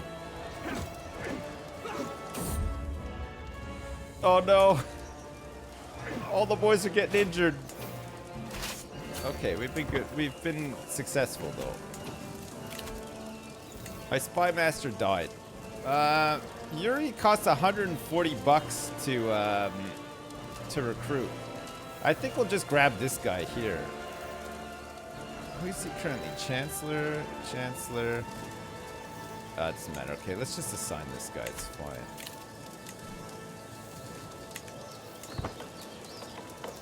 Okay, let's capture whores first, and then we'll go for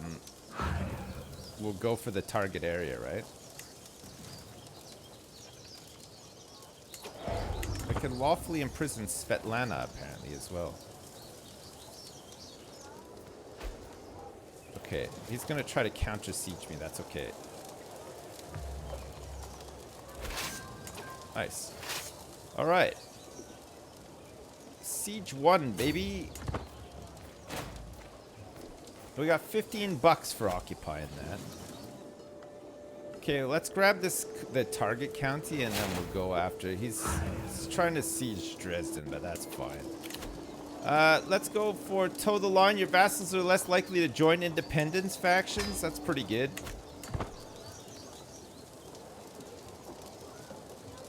How late am I streaming till? I gotta go pretty soon. It's a bit of a short one today.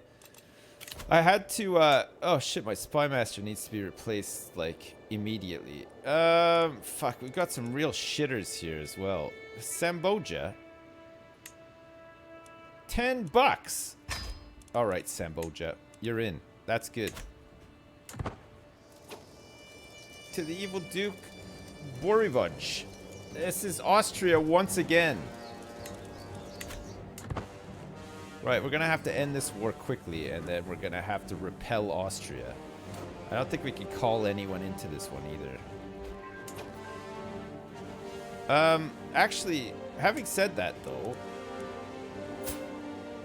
let's arrange a marriage between Penny Peterwackers, who's no longer my heir. Actually, we do with Erica, right? So Erica will gain 200 prestige. Sisek Piast will gain 300, and we'll form an alliance with Greater Poland, and we can have them help us against Austria. Yes? We don't need this to be matrilineal because we now have a son who is going to be our heir, right?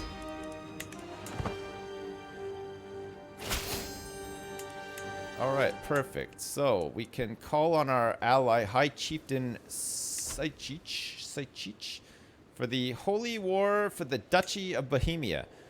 This is a humdinger as well. This Holy War is for everything. Like, this isn't just losing a county. This is like claiming the title that currently binds my entire realm, right? So we have to do this. As a defender, yeah. Okay, perfect. Excellent. All right, these guys are in here, and they are looking for blood. We have a good chance of ending this war soon-ish. We just have to counter-siege this and possibly take their army in the field as well, right? And hopefully Greater Poland can help with the mess in the north there. Greater Poland. We don't want to lose this to Austria. This could be the end for us.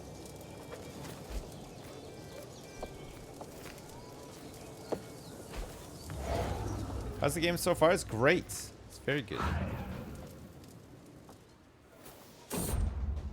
Far from home, a stranger is brought before me. He has been waiting outside the castle gates for a week, my liege, my guard informs me. The man bows deeply. My name is Hastin, your highness. I have traveled far and wide, seen many things, but my family and I are very weary of the road. If you allow us to stay, I will happily share my knowledge of the world with you and be your loyal servant. All right. We need to get him to embrace Rod if he's gonna join here. But him and his family will join us. One of them is, wait, really? Jarl Ragnar.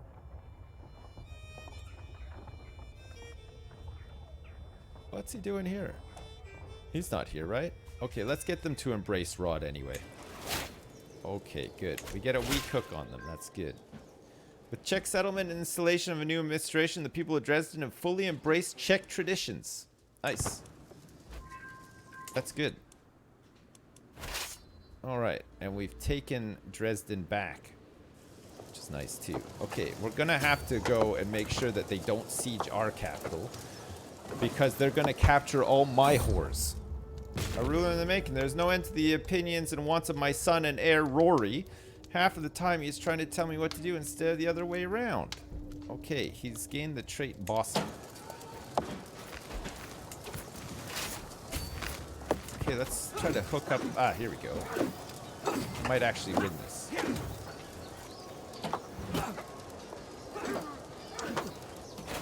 One of my champions has been named, sadly. But we won that. Okay, so we're winning on both fronts here, thanks to the help of our Polish friends. We might want to also ally with this guy here. He's got a daughter. He's got a son who's betrothed. A 21-year-old daughter who is married. This daughter here, though, we could arrange a marriage with Rory, right? Rory could marry a Maria Zed Tikisistan, right? He won't accept. Okay. He won't accept because his opinion of me, he doesn't want a patrilineal marriage, and his opinion of me is low. All right, fair enough. What about Lesser Poland? Lesser Poland has a son that we could arrange to marry Penny Peterwacker. They will accept. And we can draw them into this war as well. They'd be good allies, actually, because that means that with these guys on board in an alliance, maybe we can start chipping away at Greater Moravia as well, right? Should be good. Close to accepting matrilineal as well, right? He wants an alliance really bad, though, that's why. Okay, that's good. Oh, we'll get this guy on board so he can marry Penny Peterwacker. Lesser Poland. Excellent. Okay, let's get Lesser Poland in here as well. So we want Lesser Poland to help with this holy war for the Duchy of Bohemia. Yes. To the impressive Duke Borivoj of Bohemia, I call on you to honor your alliance and join me in the Lesser Polish conquest of the County of Saxe. This is against King Bohadar of Great Moravia and King... Okay, no thanks. I do not want to be... I didn't realize he was in the middle of a huge war. Jesus Christ. I want no part of that. I want no part of it. No thanks. I'm not fighting against the big boys for that guy. He could come and help me, but goddamn. Alright, it looks like there's possibly some other whores to be apprehended. If the Austrians can give me a little bit of a break in the south, I could make my way up north and capture more whores. I'm going to capture some of these whores up here, try to end this conquest war. Here we go, baby. Right. Yeah, we sent off all of our goyles. Oh, shit. We might have to come back down and defend Praha if the boys can't get in here. This counter siege is going to be brutal, actually. I think we've only got like a little hill fort as well, so it's no good.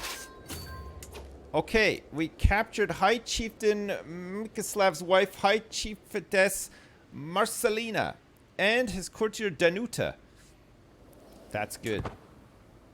That's some excellent whoring. Okay, now we just have to race back down here to avoid... Oh, shit. I think they're going to capture my wife. They might do it. They might do it. What's the outcome of this battle going to be like?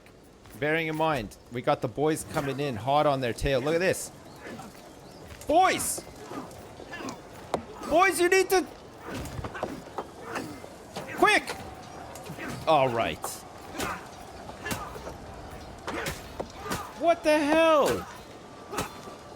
I thought the boys were going to help there. All right, the holy war for the Duchy of Bohemia has been invalidated. Thank God for that. All right.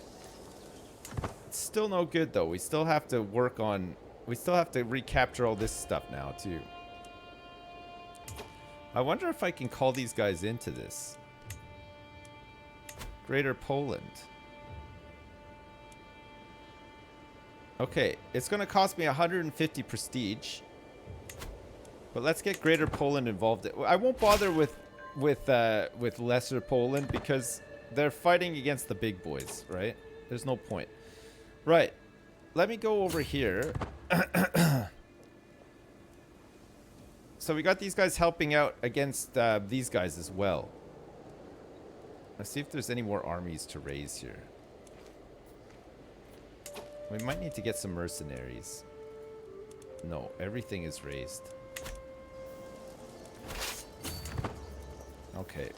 Need to siege the objective. We have to make sure that our capital doesn't get sieged. We've sieged both of their capitals, but we still have minus 14% war score.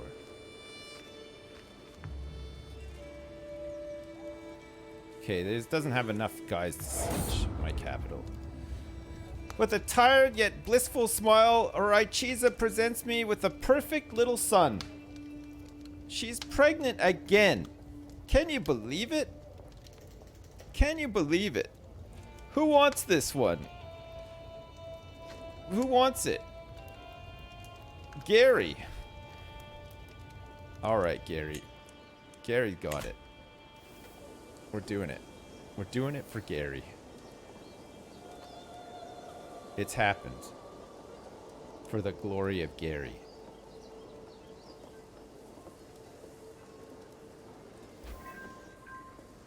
You want to have a paternity test.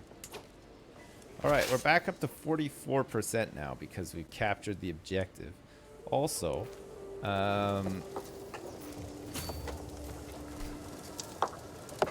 let's move back in here and retake the capital, even though it's not being actively sieged.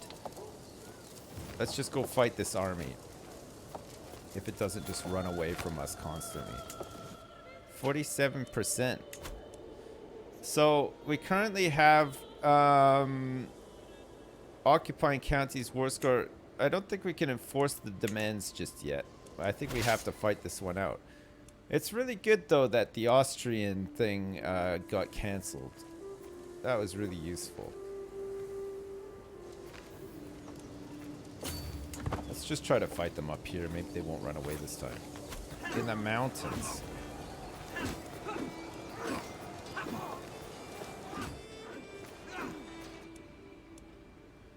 Are they bringing other people into this? Or what? No, they don't seem to. Weirdly. The memories remain. Oh, Karel, if you were still with me, I know you would tell me to be strong, that things will get better, and you would be right, as you always were. But first I must curse and cry. How could I not when you are gone from this world? Poor Count Karel of Doodleby. He was my best friend. He's dead. He died from his wounds. Maybe he was fighting. Okay, you'll never be forgotten. That's it. He's dead. He died. Honored to serve. Powerful vassal counselor tax contribution and powerful vassal counselor levy contribution plus 20%. Yes. Yes, please. Okay, we need a new marshal. What about Stepan? Stepan only costs 10 bucks to recruit. He's an excellent marshal. Good job, Stepan. Okay. Stepan is in the fold. I'm not sure why our score is so low here, considering we've got like all of these. We've got the target province, plus both capitals, and we defeated their army on the field of battle as well once, and we're still only at 46%.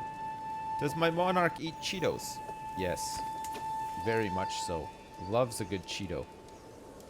Loves a Cheeto. Okay, I guess we're just gonna have to like siege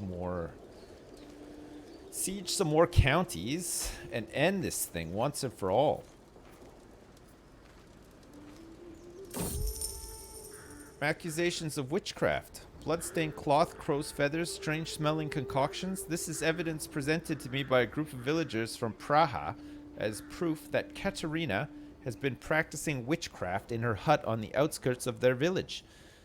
The villagers claim her evil works must be the cause of their sick animals and are calling for her execution. She must burn for her crimes against Rod.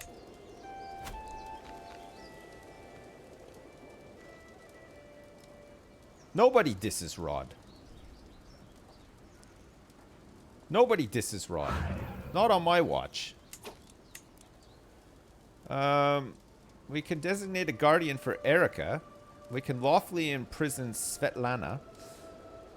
We can call on our ally, and we have low county control in Dresden, which should be being taken care of now. I think we just gotta siege some of these counties and end this war. Maybe fight some battles and finish it off. I don't know why the score keeps dropping. It's not like they're doing anything.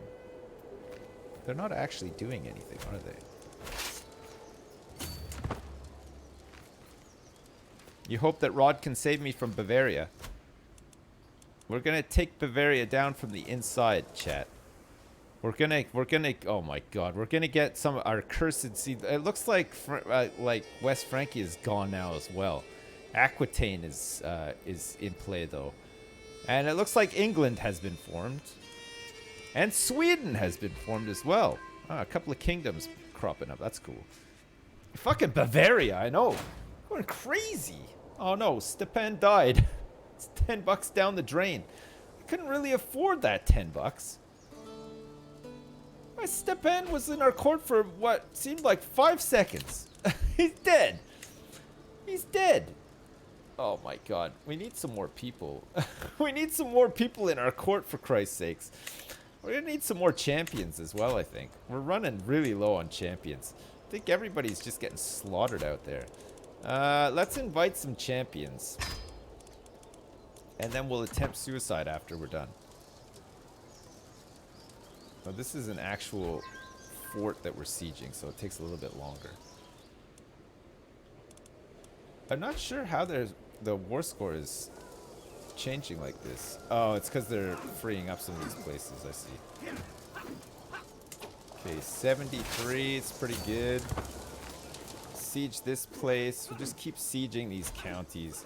It's a pretty tough nut to crack here. Marshal that we can recruit to court. Dietrich Benedict.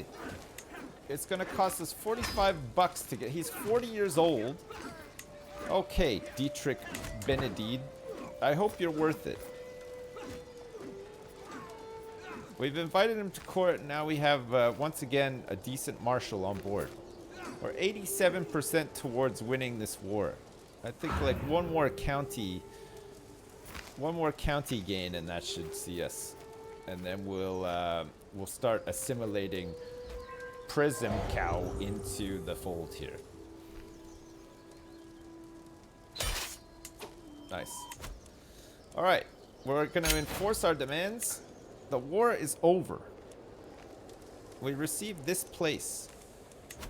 We would like to convert from Polish back to Czech. Should be Czech everywhere else except for here. Perfect. And this is all fine, and we'll sort out Dresden first, and then we'll sort out this place after, right? We're gonna need to fabricate some claims here as well. Where can we fabricate a claim on?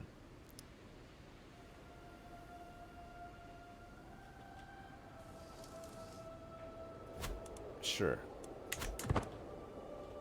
Okay, good. Good. Disband our armies. Make some money back. We can designate a guardian for Erica. Designate our wife as the guardian. Low controlling counties we're on top of. And this place that we just got is a tribal hold that we're going to have to grant off to somebody else.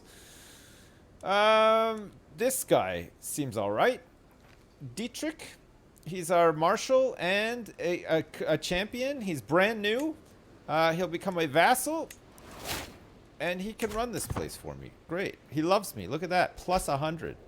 Loves it. Make the kingdom. I don't think I can. I don't have enough money to do it. I'm missing 89 bucks. Found an entirely new kingdom title.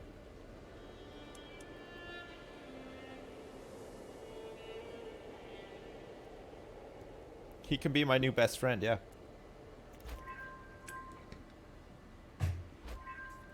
That splashed me in the face. Sell prisoners. I don't think I have any now. I think they're all gone. No, I have 3. We can negotiate her release. We can't ransom her. The High Chieftain Mikislav would not accept this. Wilhelm is in house arrest. Duke Wilhelm II would not. We can negotiate. Oh, look at this. Effects on Wilhelm. So he can't afford to ransom himself. We could demand him to convert. He's a Catholic right now. He will accept. He'll leave the prison and he will become Bavarian. Wait. He's already Bavarian. Okay. He's gonna convert to Slovianska Pravda. Out you go, bitch. Okay. He's out. Farewell, Wilhelm. I don't know where he's even from. Where is he going? Who's this? She's already the right faith, right? We can negotiate this release as well. So she'll gain 20. We can recruit her. High Chiefess Marcelina of Lutetia. No, we don't want her. What about Danuta Griftia? I don't think she's related to anybody, right? This High Chieftain Miskislav will not accept this. I think it's because... What the hell's wrong with this guy? He's got money. Okay, sure. Alright. Embrace Rod. Okay, good. Some new so we got some new blood joining here. This is good. We can recruit this guy to court for 25 bucks. So champion. Can recruit this guy for 25 bucks. This is good. It's Melota. And we just need one more champion. This guy is terrible. Ideally, like a good champion. We'll have to settle for this for now, though. Rod. I hope Rod is being... I hope you guys are all embracing the Rod as well. The impressive Duke Borjov of Bohemia, I call on you to honor our alliance with me in the Greater Poland, Lower Silesia Subjugation War. Okay. He is going to subjugate High Chieftain Sisic of Greater Poland. He wants to subjugate him. He wants to fully subjugate him. Let's see how that works.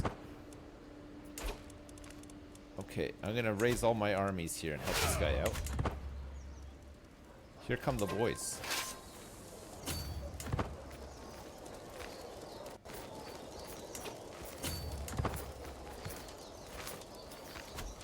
Okay, we'll siege this big castle for him. This guy has just been absolutely shit upon, right? He just lost a big war, so he's got no levies, nothing. Meanwhile, me and Greater Poland can just roll in and just go for it. Greater Poland is my ally. If I can make them stronger, then we can start heading east. And maybe we can concentrate on the west as well, because fucking Bavaria is getting crazy, right? Okay, we've become an administrator. Do we want to change to something else? Like maybe learning or something? How old are we now? We're getting like kind of old, right? Maybe we could go architect next. Just keep with the stewardship. Be a drug lord. I don't know, like, what the deal is with drugs in the year 892. Probably just like mushrooms and stuff like that, you know? Like, I'm sure there's not really any synthetics. There's no spice or anything like that. All of Lower Silesia will be mined. Oh, look at this. We'd have an unpressed claim on all of it for 196 bucks. He's come through big time for us here. Not just the county, the entire thing, right? The entire duchy. Yeah, I'm gonna take it. We'll have a claim on it. Depending on how this war goes.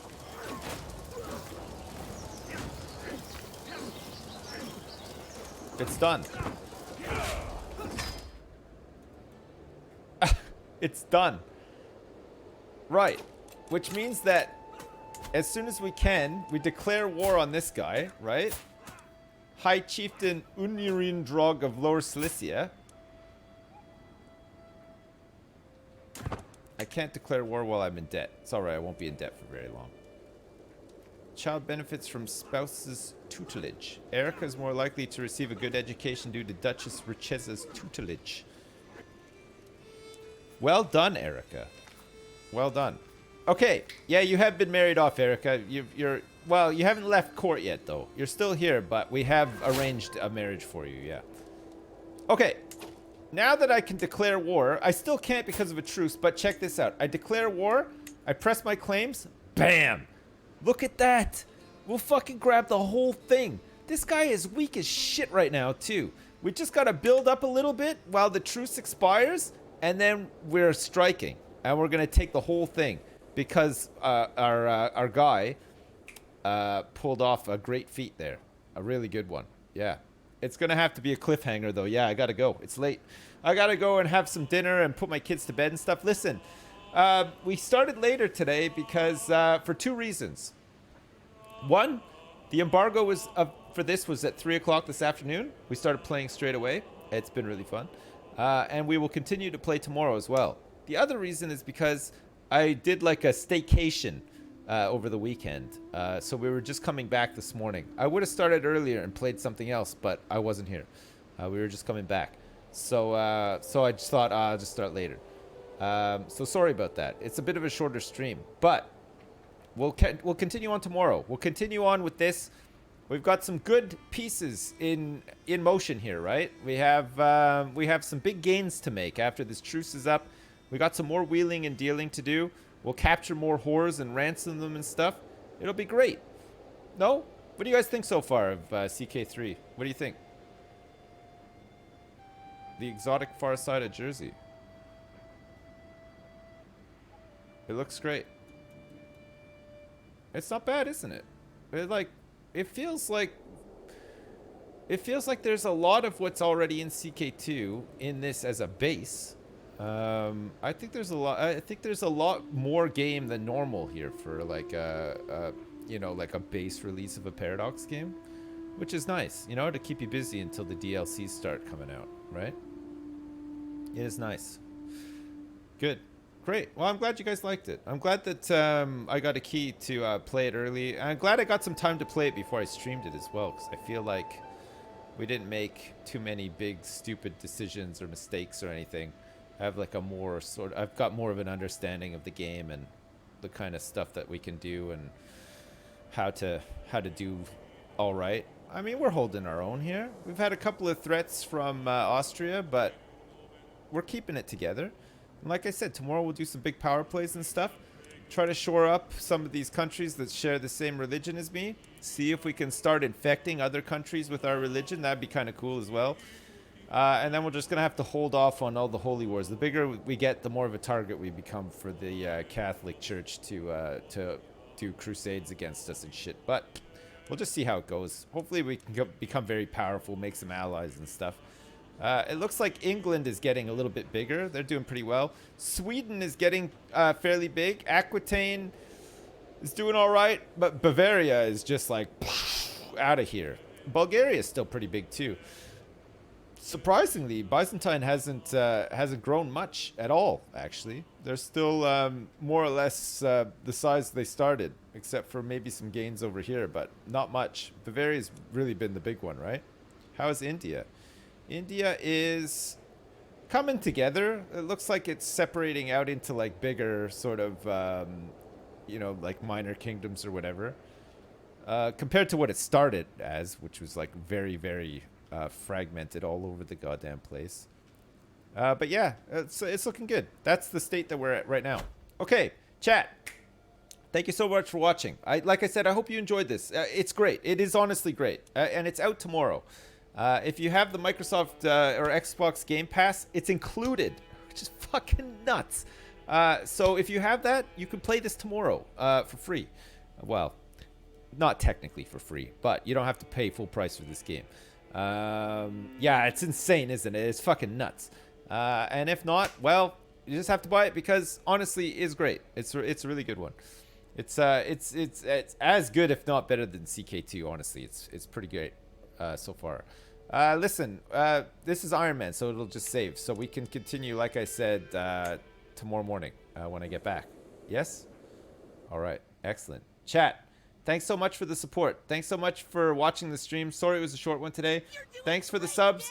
Thanks for the resubs. Thanks for all the donations and stuff. I appreciate it, as usual. Thank you very much. I'm back to normal tomorrow. It's Tuesday. I'm home. I'll be back on tomorrow morning, and we'll carry on with this CK3 playthrough of Bohemia. And when we're done with this one, we can maybe head out east to India, or we could just try some different shit and see what's in store for us. It'll be great. It's nice. It'll be nice to have a big strategy game to sink our teeth into for a little while. Yes?